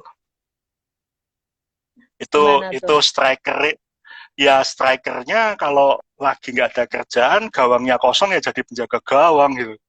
Sayapnya kalau lagi nggak ada kerjaan nyambi striker juga boleh gitu. Nah, kalau saya gitu sih. Itu mengapa kalau saya mensyaratkan yang tadi itu 75% itu Pak gitu. Nah, istilahnya nggak bisa saklek ya. Karena pekerjaan yang bisa dibuat operator itu adalah pekerjaan rutin. Dalam kondisi krisis seperti ini, kadang order-order rutin itu berkurang atau bahkan ada yang cancel. Ada yang cancel order kayak gitu. Jadi ya mau nggak mau harus nyari kerjaan juga, kerjaan lokal kayak gitu. Nah kalau kerjaan lokal kadang kita nggak bisa milih kan, istilahnya saya tukang bor, tiap hari saya ngerjain garden furniture hanya ngebor. Nah terus saya bilang, saya kerja HPL, hari ini tidak ada kerjaan ngebor, saya bilang gitu. Hari ini adanya kerjaan masang HPL, ngelem. Mau nggak? Pertanyaannya tinggal mau atau enggak. Kalau mau ya, ayo belajar, cuman gitu loh. Kalau nggak mau ya itu yang repot. Makanya kalau kami sih di sini saya sama Lita sih ya kami biasain anak buah seperti itu. Total football. Kerjaan itu bisa apa saja dan bisa di mana saja. Jadi saya biasain anak buah saya kerja itu bisa di pabrik, bisa onsite kayak gitu. Jadi wes lah, nggak usah pilih-pilih gitu. Semua orang juga lagi susah gitu kayak gitu. Tapi kemarin Denny sempat cerita ya bahwa selama pandemi ini, puji Tuhan, apa namanya, prestis tetap nggak ada pengurangan karena kerjaannya udah ada sampai 2-3 bulan ke depan gitu ya, Den. Salah satu yang Iya, melakukan pengurangan ya, Den ya. Puji Tuhan ya. puji Tuhan, puji Tuhan, puji Tuhan. Ya pokoknya ngupiak aja. Ngupiak tuh maksudnya ya wes apa aja sikat terus gitu. Yang penting timnya mau kerja apa aja gitu juga ya. Iya, Karena iya. uh, Kalau karena pasti karena pasti banyak strategi-strategi yang harus dilakukan sekarang gitu kan. Kayak yang tadi kamu bilang, yang tadinya ya, ngerjain outdoor furniture, berfokus pada ekspor misalnya. Nah, terus sekarang jadi kebanyakan mungkin malah yang lokal. Terus yang biasanya nggak pernah dikerjain, sekarang dikerjain gitu. Betul nggak, ya, Den? ya, ya. Kayak gitu. Memang, memang apa ya? Ya lincah aja gitu. Jadi eh orderan ekspor ya oke, mau lokal ya oke. Prinsipnya kalau bisa dikerjain, waktunya cukup, bisa dipelajari, ya sudah kerjakan kayak gitu aja. Memang kadang-kadang kami terima order itu kami masih belum ngerti gimana cara ngerjainnya, tapi ya ya wis mau tanggung jawab Ojo kalah tanggung coro. jawab yang ya ayo ojo kalah coro mau tanggung jawab nih kepala produksinya gue lagi coro ngono wae Pokoknya kayak pasti gitu iso ya.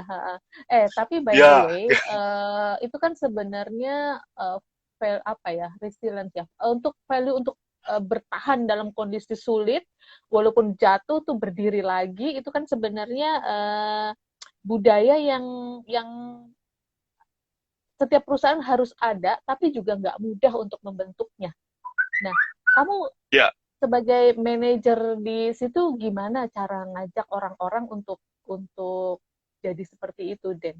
Jadi ya dalam kondisi susah seperti ini, yang penting kita bertahan, lincah, nyambut gawe apa aja, susah, seneng kerjain gitu kan. Gimana tuh, Den? Jadi nilai yang ditanamkan dari awal dari Pak Han sendiri itu kan kekeluargaan. Artinya kalau di sini itu nomor satu itu keluarga. Jadi kalau kalau kami itu ya susah senang ditanggung bersama. Contoh ya, contoh. Mungkin kalau di tempat orang lain itu bisa jadi pendapatan lebih baik daripada ikut kami gitu. Tapi contohnya nih, kalau ada apa-apa, ya udah diem aja. Ya kamu pegawaiku, tak gaji ya sudah selesai gitu.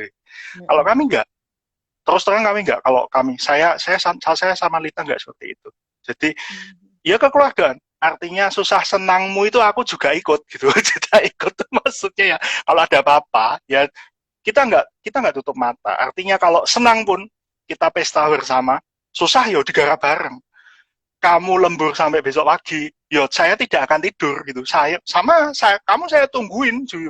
Aku juga ikut kerja sama kamu, yo. Jadi aku tuh ngerasain bebanmu. Jadi nggak cuman aku suruhan kamu. Kalau aku suruhan kamu, aku buat SOP ke kamu, aku buat standar, aku pasti udah coba gitu.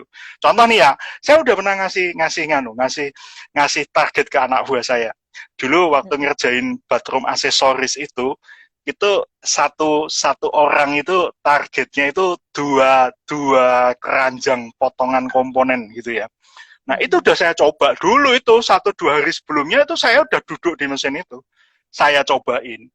Jadi saya ngerti kamu itu targetnya berapa, kesusahanmu apa, resikomu apa, bahayanya apa, itu saya ngerti bahwa jalanin mesin itu, oh tangannya bisa kena gergaji. Saya udah nyoba itu. Jadi yo ini punya kita kayak gitu. Yo kita tanggung bersama gitu kayak gitu. Mereka paham lah istilahnya kalaupun onsite itu nggak mungkin kalau itu tidak ada saya pasti ada Lita, kalau tidak ada Lita pasti ada saya gitu.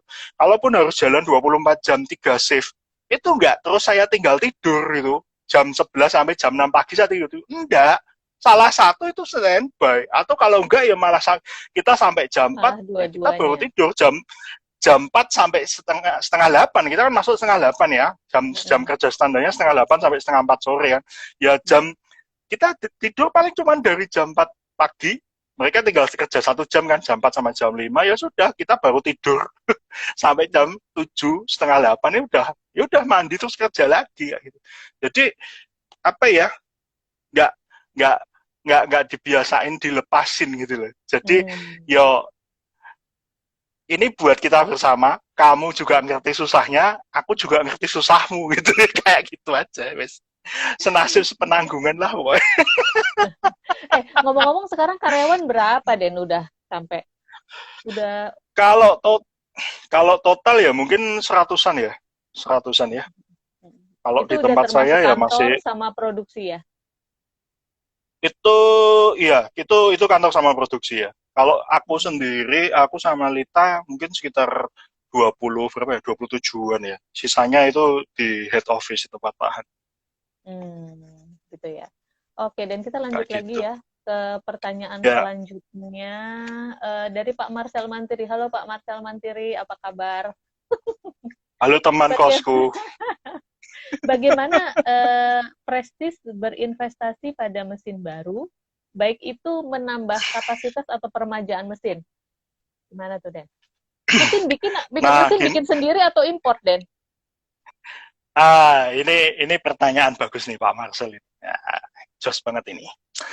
Yang pertama, dulu diawali dari buat sendiri karena bahan kan dari rekayasa mesin ya, beberapa mesin sederhana itu buat sendiri kayak mesin potong segala yang nggak presisi tinggi itu kita buat sendiri.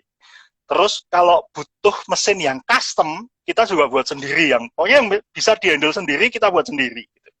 Terus untuk mesin-mesin yang lain, yang mesin-mesin mass production, biasanya jarang sih kita beli baru, kita belinya second dibenerin lagi, dicat lagi, yang penting pisaunya ganti baru, motornya bagus, V-beltnya bener, udah jalan gitu aja. Jadi kadang-kadang jangan terjebak pada mesinnya bagus, enggak, jangan, tapi cek outputnya lo mesinnya itu ngeluarin nanti ngasilin berapa itu jauh lebih penting itu. Kalau bisa second ya second gitu. Aku sendiri juga jarang kok beli mesin baru. Sepanjang di Prestige beli mesin baru itu baru yang tak beli ya sendiri itu satu kali. Satu kali itu juga karena kurang aja, kurang dan mendesak gitu ya.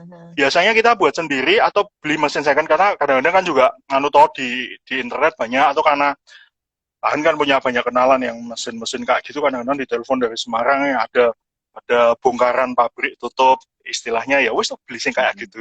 Istilahnya kita jangan lah, jangan terlalu terpaku pada mesin yang baru itu yang bagus, nggak juga, gunanya untuk apa dulu kalau aku bilang gitu. Nah, kecuali kayak kemarin butuh mesin laser lah, itu baru, karena harus presisi kan. Kalau kayak itu nggak bisa mesin second ya wes, kemarin ya beli mesin laser ya baru kayak gitu. Gitu. Nah, menambah kapasitas gimana jadi ini? Berinvestasi itu juga dipikirin gitu ya. Mau investasi mesin juga dipikirin. Iya. Kegunaannya buat apa? Iya. Perlu baru atau enggak gitu. Kalau misalnya baru, keuntungannya apa gitu ya.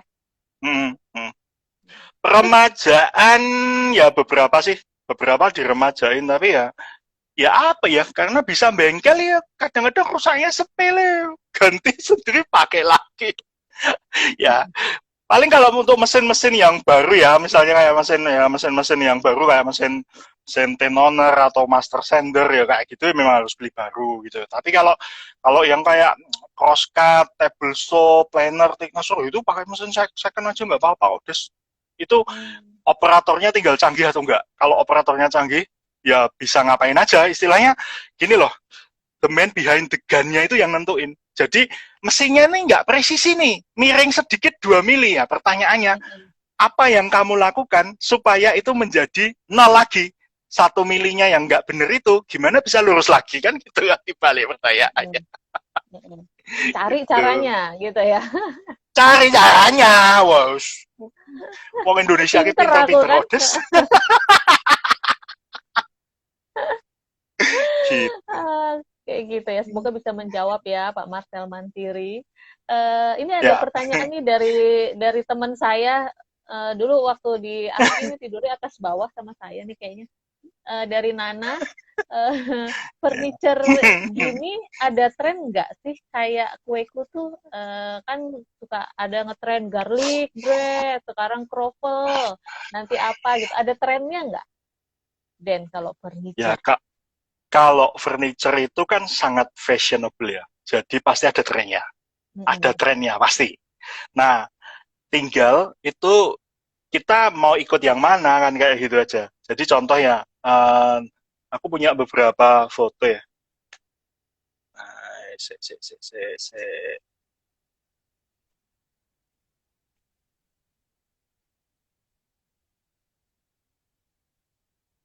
Jadi furniture itu sangat tren. Jadi tahun-tahun ini itu sekarang udah mulai nganu ya, mulai masuk ke apa? Balik lagi ke pipa besi lagi. Jadi contohnya ini, sebentar. Ini contoh nih. Ini tak balik ya kameranya ya. Nah, ini kursi folding chair pakai kayu jati sama casting aluminium ya. Ini Damian udah pernah foto ini juga di Mago. Ini bisa dilipat seperti ini. Nah, ini 10 tahun yang lalu trennya ini. Jadi pakai aluminium seperti ini. Nah, ini sekarang nggak terlalu tren, gitu, nggak terlalu tren. Tak liatin cepet aja ya. Nah, gitu. Nah, tapi yang ini kursi sama meja yang besi ini tetap ada terus ordernya sampai hari ini. Jadi saya juga nggak ngerti ya apa mungkin udah biasa yang itu gitu ya. Jadi kayak gitu ya. Memang terus ada itu sih. Kalau pengalaman dulu sebagai mantan buyer, memang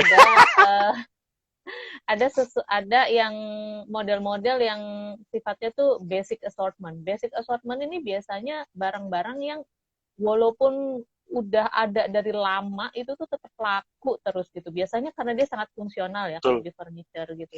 Betul, nah, itu udah kayak kayak assortment sepanjang masa gitu yang udah selalu Betul. laku gitu. Nah, yang lainnya itu baru berganti-ganti tergantung tren. Lanjut Den. Terus kalau menurut saya beberapa itu juga memang uh, fungsionalnya yang dilihat sama pembeli itu. Jadi justru aksesorinya ditinggalkan. Kayak misalnya ya, sunbed ini mau dari tahun 92 ya model ini aku disuruh develop lagi. Ya model ini. Jadi heran kan ini jati full wood ya, nggak mix sama metal. Terus ada lagi nih ottoman kursi side table side table ini kan di folding. Nah, ini juga dari dulu tahun 98 ya model ya seperti ini gitu. Balik lagi. Jadi apa ya, sangat sangat tergantung. Mungkin yang benda-benda sederhana atau mungkin ini range umur pembelinya itu juga sangat berpengaruh. Jadi kadang yang 40 sampai 50 suka yang full wood kayak gini. Nanti yang 25 sampai 35 yang fancy-fancy kayak gitu. Betul. Betul. Balik lagi nih. Model ini udah lama banget ini. Kayak gitu. Iya. Nah, ini nganu nih, ambil lapis. Gitu. Kita balik lagi. Gitu. Oke, jadi memang furniture tuh ada trennya ya? Ada trennya, ya nanti pasti akan balik lagi, tapi kalau dari pengalaman sih mungkin butuh 10 tahun ya. Kalau Nana kan garlic bread ini lagi ngano nih, sama Korean toast itu yang lagi apa ya? Happening. Sekarang udah ke novel larinya. Udah ganti lagi. Wah, berarti aku nggak ngikutin tren berarti. Aduh, berarti kita masih ngano ya, generasi tua. Kita tetap setia pada BPK aja gitu. Oke. Den, ada pertanyaan lagi nih Den, dari Marcel Mantiri. Pernah punya masalah SDM nggak berhubungan dengan serikat pekerja atau perubahan undang-undang tenaga kerja gitu? Kan karyawan udah 100 udah pernah. nih. Udah pernah. Udah pernah. Dulu karyawannya lebih dari 200 ya, lebih. Udah pernah sampai mau 1000 ya total ya kan. Sebenarnya pabriknya nggak cuma 2, pabriknya itu kan waktu itu 4 ya, sekarang tinggal 3, tapi kan yang satu disewain ya, jadi tinggal 2 gitu. Karyawan dulu total hampir 1000 ya, pasti ada gesekan-gesekan itu pasti gitu. Tapi satu hal yang saya amati itu iya, sing memicui biasanya sing sebenarnya kita butuh dia gitu ya, wong pintar kayak gitu yang kadang kurang diperhatikan, merasa tidak puas gitu. Jadi sangat penting, walaupun itu banyak, itu jangan dikebiau ya kalau saya bilang.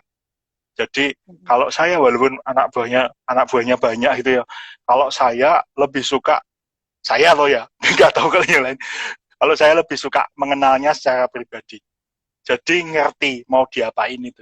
Karena biasanya munculnya itu ya ribut-ribut, demo, sampai boykot dan macam-macam itu nggak dari semua orang kok. Dari key person aja. Key person yang nggak puas. Biasanya itu aja. Itu jadi itu diperhatiin, key personnya itu diperhatiin jangan sampai kelewat kayak gitu ya. Kalau bisa didekap erat ya didekap erat, menuai rano colio gitu.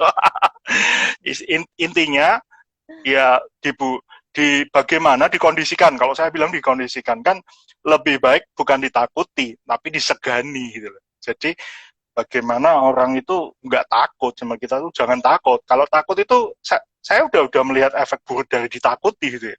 Kalau ditakuti, apalagi tuh orang-orang kunci ya itu, nanti tingkat kejujurannya jika terjadi masalah itu pasti rendah karena takut, nggak berani jujur, apalagi melakukan kesalahan ya.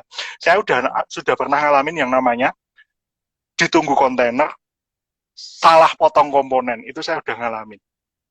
Dan itu rasanya sakit ya, sakit sekali karena takut ya. Takutnya itu apa? Takut closing time. Kita nggak nyandak, kita ganti komponennya nggak nyandak karena kena closing time di pelabuhan kayak gitu loh. Nah, tapi ya untungnya nggak takut sama saya. Saya cuma ngomong, kalau salah tuh ngomong. Kalau dimarahi ya saya marah wajar lah. Tapi kan terus saya nggak tiap hari marah. Intinya ya sudah. Kalau jujur ya sudah. Sudah, itu selesai. Masalah selesai, ya sudah tanggung jawabnya diambil alih. Ya harus ganti komponen kan kayak gitu. Tapi yang penting jangan diulangi. Dan yang paling penting adalah apapun kondisinya jujur dengan atasan, dengan pimpinan itu harus jujur. Kalau tidak jujur, lah bisa jujur itu kalau saling percaya itu aja.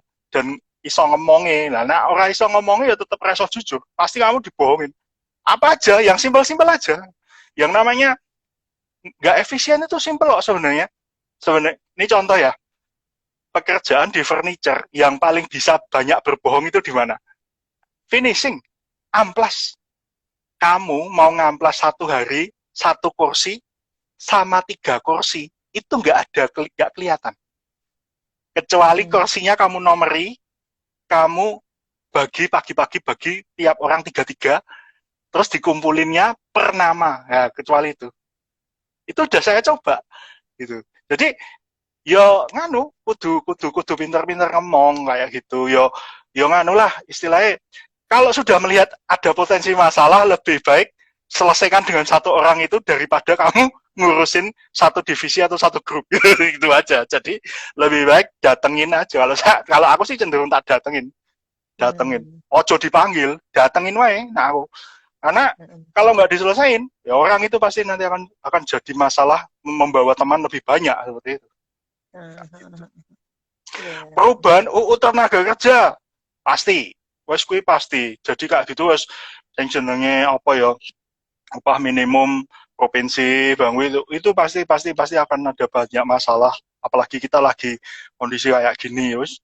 Wih, meng ceritane kan kok bagaimana bicara dari hati ke hati. Nah aku ngomong yo ya lah wong yo kondisi kan ya milih loh, tinggal milih gitu.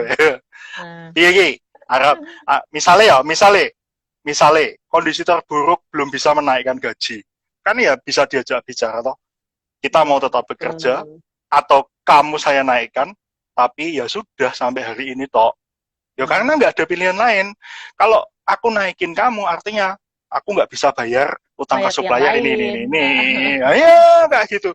Nah gini pertanyaannya, kita bulan depan masih mau makan, istilahnya gini, kita mau tetap survive dengan makan nasi sama garam, atau hari ini akan makan ayam tapi besok tidak makan kan. Kayak gitu. Gitu. Oke. Dan apa namanya, kamu kan sebagai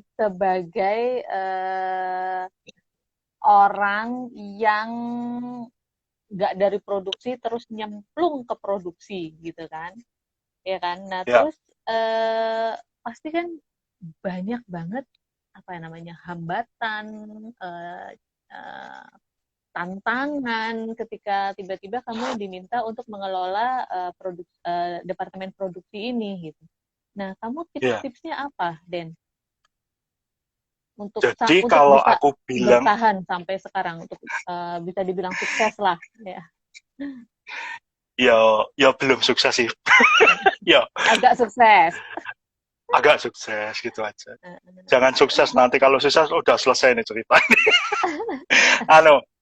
Jadi nggak langsung ke produksi, Des. Jadi istilahnya gini, waktu pertama kali masuk di dunia furniture ini, aku dikasih mandat sama bahan itu belajar dari belakang. Jadi dari belakang itu maksudnya kan kita proses itu ada dari pembahanan, oven kayu, proses mesin, assembly, finishing, terus buat karton box, terus packaging kayak gitu ya, sampai ekspor kayak gitu. Nah itu yang depan itu dipasrahin ke istriku Lita, itu jadi finishing, amplas, dan assembling. Setengah assembling itu urusannya dia. Nah aku sendiri itu dari pengadaan kayu sampai oven, sampai proses mesin, sampai setengah assembling itu urusanku. Nah kita nanti ketemu di tengah gitu. Jadi itu caranya belajar. Nah dari orang akuntansi yang biasa duduk di meja gitu, tempat ber-AC, terus harus nyariin gelondong, lu panas-panas milihin kayu di lapangan itu, sampai sebenarnya kan kelihatan kan jadi lebih hitam itu, pasti itu milihin kayu gelondong di lapangan gitu. Jadi, kayak gitu belajarnya satu-satu, dan memang belajar ilmu tukang. Jadi Kalau ilmu tukang itu sebenarnya ilmu yang paling praktis. Dia nggak tahu teorinya, tapi benda kerjanya hasilnya benar. Ya wis kuwi rasa momet ngono wis. Kuwi disinau sih, Ki. Nah, tugas kita mempelajari dasar teorinya ya kuwi sing gare mumet kadang-kadang. Jadi kalau siang aku tuh ikut tukang-tukang itu milihin kayu segala itu aku nggak langsung bisa. Aku ngajak graderku yang paling oke, ya wis tak setiri ngono ya, golek kayu sampai Kulon Progo.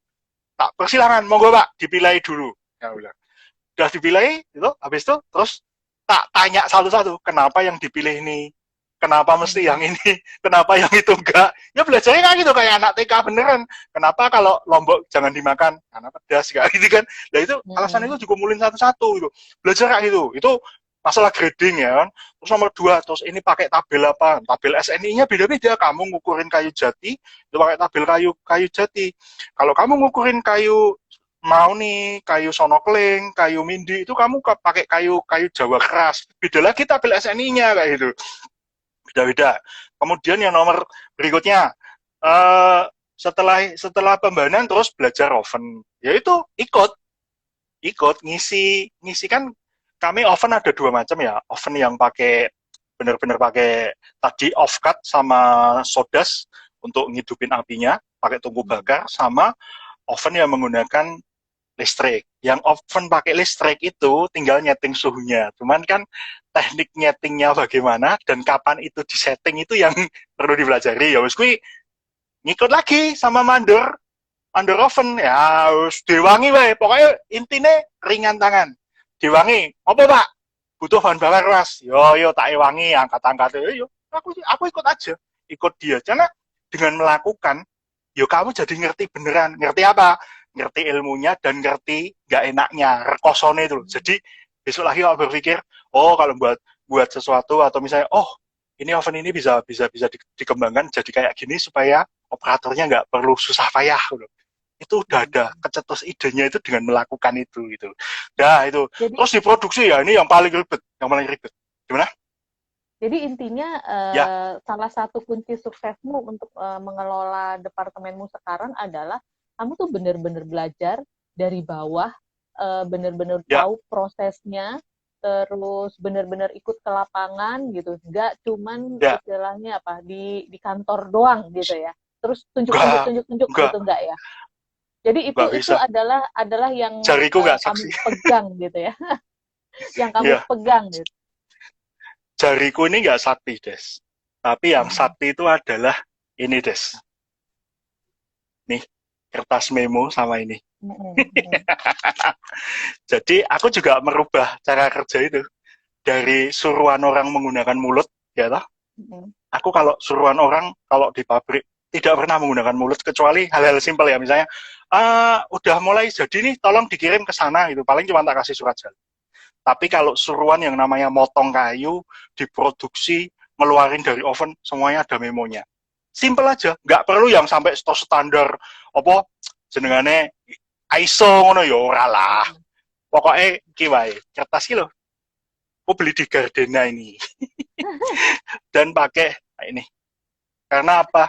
2 benda itu menyelamatkan kita. Nomor 1 dari lupa. Itu tak tulis, tak potret pakai handphoneku kan, tak kasih ke dia. Aku punya soft copy-nya, dia punya hard copy-nya.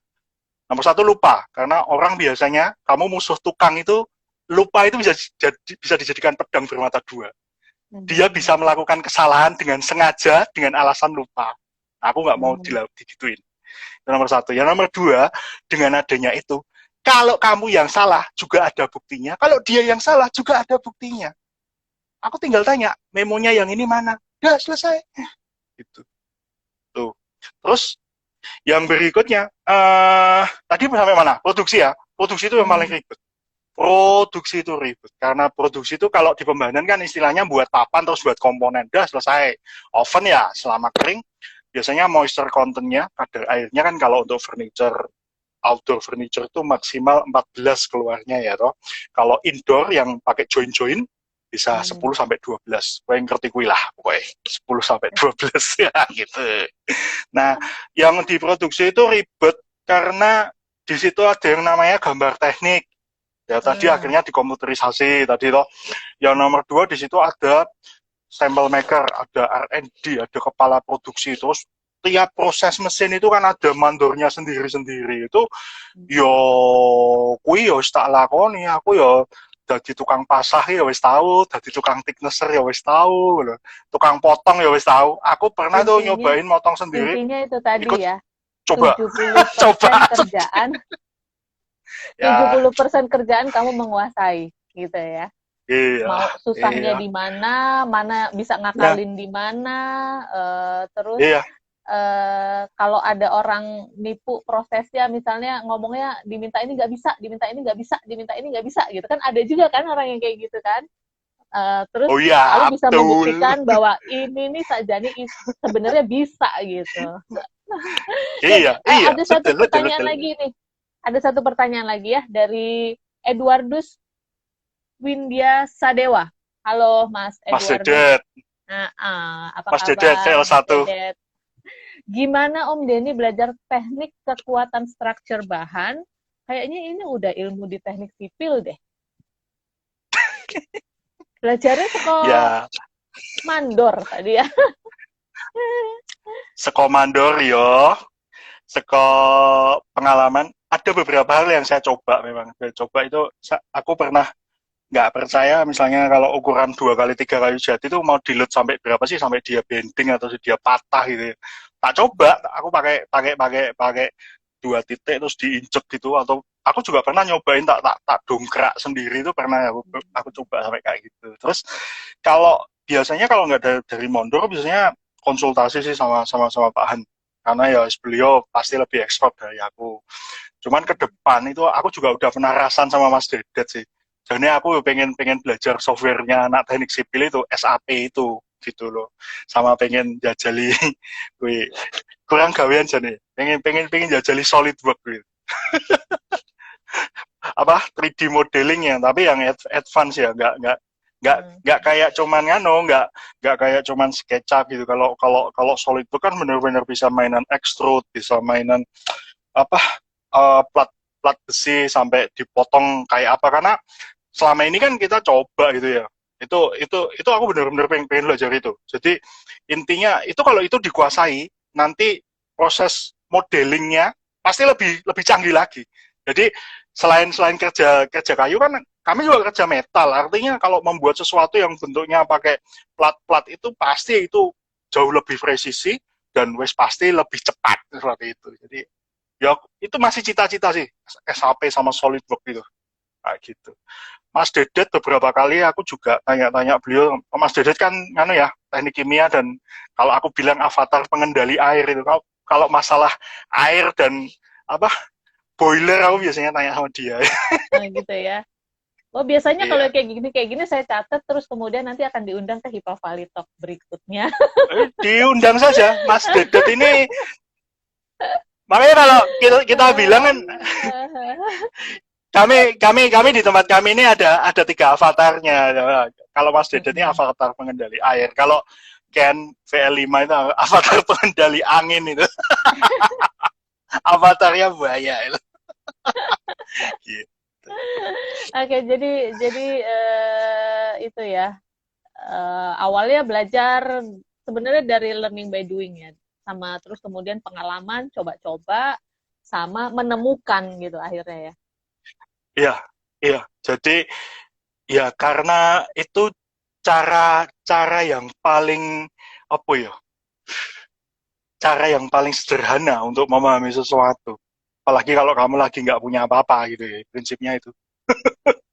Ya Oke. wis ya mau sama nganu Des kalau aku sih biasanya bersikap ya kalau bersikap apa prinsipnya adalah jadi spons kering ya SpongeBob itu jadi jadilah SpongeBob kepada siapa saja ya kamu mau ketemu Mas Dedet dituangin ilmu tentang air oh, masuk lo ketemu siapa lagi no? Sama Ken mainan komputer server cloud ya suntai lagi masuk lagi lo ketemu siapa ya ketemu ketemu Marcel terakhir itu ngobrol masalah labeling ya ya wes itu SpongeBob aja pokoknya nanti nggak kerasa kita di lain waktu akan ketemu bahwa itu kalau digabung-gabung ini tuh bisa mecahin masalah kita gitu aja Gitu ya. Oke, next question ya, oh, Den ya ya dari Mas Tia Setiadi. Halo Pak Dekan. Apa saya kira rektor apa saya dekan iki, Mas?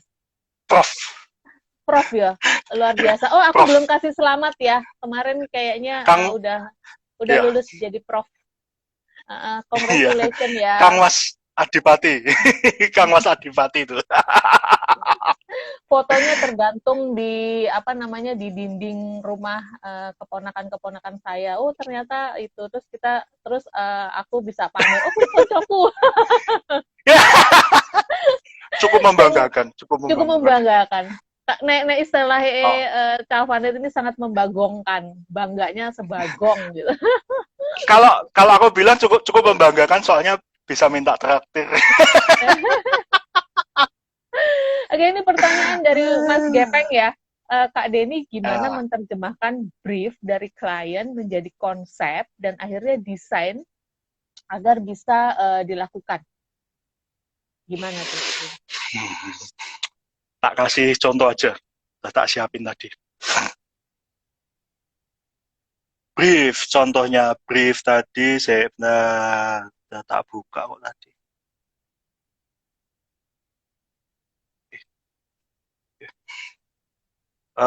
Mas Mas Gepeng, ini contoh briefnya ya. Jadi dari buyer tuh cuma ngirim kayak gini. Ini foto produk jadi nih.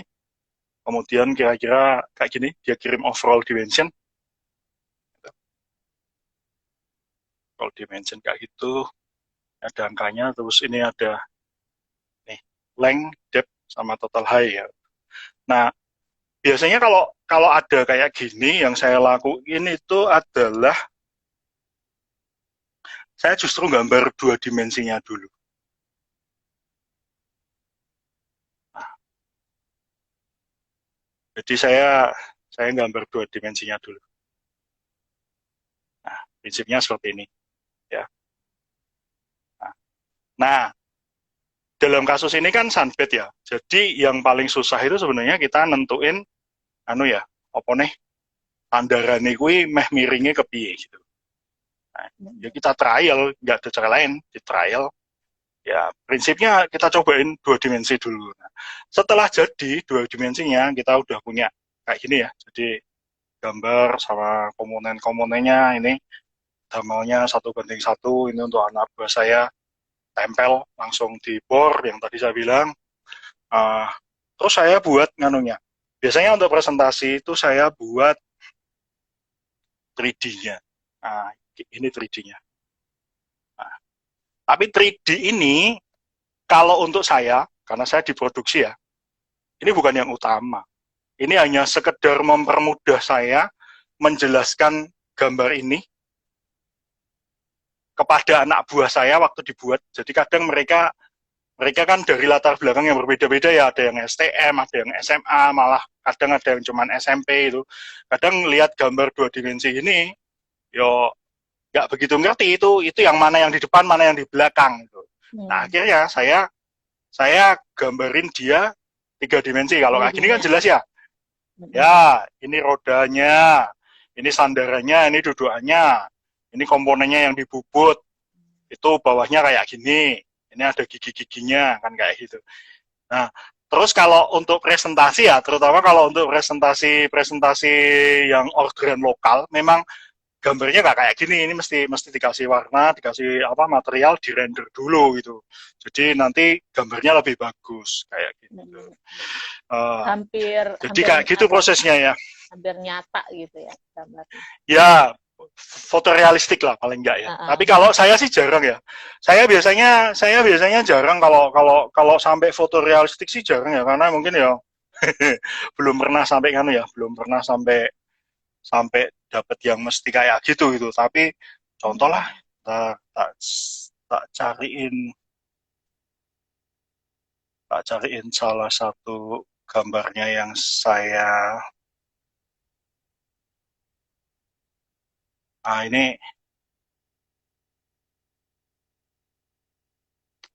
ini nganu ya apa eh gambar 3D untuk buat gawangan gawangan anu ya, gawangan kamar mandi.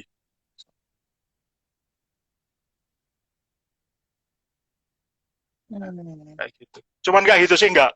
Saya nggak pernah foto realistik, tapi Nggak. yang penting pembelinya jelas ya sudah, itu sudah sesuai sesuai yang diminta ya wes gitu, nggak perlu. Kalau mungkin untuk kelas-kelas project yang apartemen atau hotel ya itu mesti foto realistik, tahu saya kayak gitu. Oke. Gitu des. Oke. Semoga menjawab ya, Pak Dekan ya, Mas Gepeng, semoga menjawab ya. Terus pertanyaan lagi dari Marcel Mantiri, bagaimana memilih dan mengembangkan middle management ke depannya? Kepake nggak tuh gelar SE-nya sekarang? Kalau apa ya, gelar SE-nya dipakai, saya kok malah belum pernah pakai ya pertanyaan. Malah saya sendiri belum pernah pakai, seingat saya ya, di KTP saya juga saya tulis ya, ya cuman ya sarjana ekonomi aja ya. Orang lihat ya S1 itu apa sarjana ekonomi, cuman gitu loh. Apa ya, eh saya merasa bekerja tidak di bidang itu. Jadi aku kok malah wedi nak kuwi tanggo, engko aku ditakoki kompetensi ini tidak kompeten. Kalau saya disuruh milih, lebih baik aku menggunakan sarjana kayu ngono ya, lebih kompeten ya. Karena dengan bekerja di sini 16 tahun itu artinya yo saya menggunakan ilmu itu 16 tahun gitu. Iya. Daripada saya menggunakan ilmu Skillnya akuntansi saya, terasah ya. Skillnya iya, terasa di hanya kayu satu daripada di tahun. akuntansi. Iya. Ya akuntansinya itu hanya saya pakai waktu waktu saya kerja di Semarang itu hanya tahun 2003 sampai 2004. Hanya 1 tahun gitu. Dan di sini saya juga nggak pegang akuntansi, jadi sebatas tahu aja ya kalau ditanya kayak apa perlakuannya atau gimana itu mesti diapain ya masih masih bisa dipakai sedikit-sedikit. Tapi kalau ditanya update atau enggak update. Jadi lebih baik kalau saya daripada jelomprong ke wong ya mending rasa dinggo. Tapi apa namanya, kamu memilih orang gimana tuh? Terus untuk apa namanya, pengembangan sumber daya manusianya gitu, apa yang sudah dilakukan? Karena kan bagaimana juga company harus dibawa ke depan kan, dan manusia itu adalah aset sebenarnya, betul nggak? Betul. Jadi itu juga berkali-kali saya nganu sih, saya ceritain di sini ya. Aset terbesar kita itu bukan tentang gedung, bangunan, tanah dan mesin gitu ya. Tapi aset terbesarnya manusianya, karena tadi aku juga bilang kan di depan kenapa menggunakan mesin-mesin second, karena ya sebenarnya yang canggih itu operatornya bukan mesinnya gitu ya. Kalau orang bisa menggunakan mesin second akan sangat senang kalau kita belikan mesin baru gitu. Tapi kalau yang biasa pakai mesin baru nggak akan bisa menggunakan mesin second, karena di situ itu orang akan harus memahami prinsip dasarnya bagaimana mesin bekerja supaya bisa membetulkan kesalahan di mesin second kan kayak gitu. Nah, kalau mengembangkan middle management, ya pasti dikembangin. Tapi kan perlu diingat ya, kan ini perusahaan keluarga. Jadi kan sebenarnya middle management itu kan hanya sampai apa ya? Sampai sampai kepala apa ya? Kepala produksi ya mungkin kayak saya ya, karena manajernya di atasnya kan juga sudah keluarga kan kayak gitu ya. Jadi kalau dikembangin, kalau menurut saya bukan manajemennya sih, tapi teknik manajerialnya itu jauh lebih betul kayak gitu. Jadi bukan manusianya yang diotak-atik itu, nggak bisa kalau dalam perusahaan keluarga itu nggak bisa kayak gitu.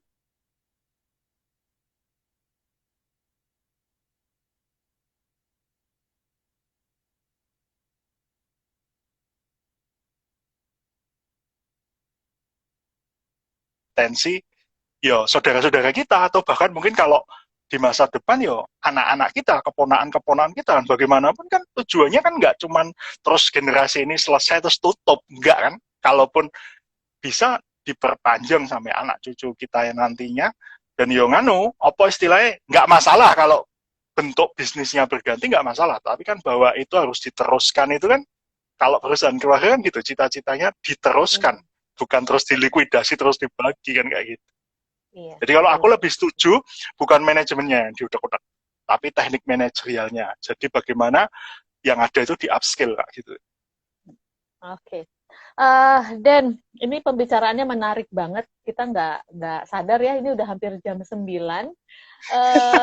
Kalau dilanjutin ini bisa bisa ngomong sampai pagi, tapi semuanya ada batas waktunya. Jadi oke Den, Siap. sebelum mengakhiri ini aku akan bikin sedikit konklusi ya tentang bagaimana prestis membangun bisnis dari awal, terus kemudian apa namanya, dan bagaimana dia bertahan walaupun harus beberapa kali berubah gitu bisnisnya gitu. Oke, jadi tadi yang aku simpulkan dari cerita-ceritamu, yang pertama, networking itu sangat penting gitu, karena Oh, kemungkinan besar kerjaan itu datangnya tuh malah dari networking gitu.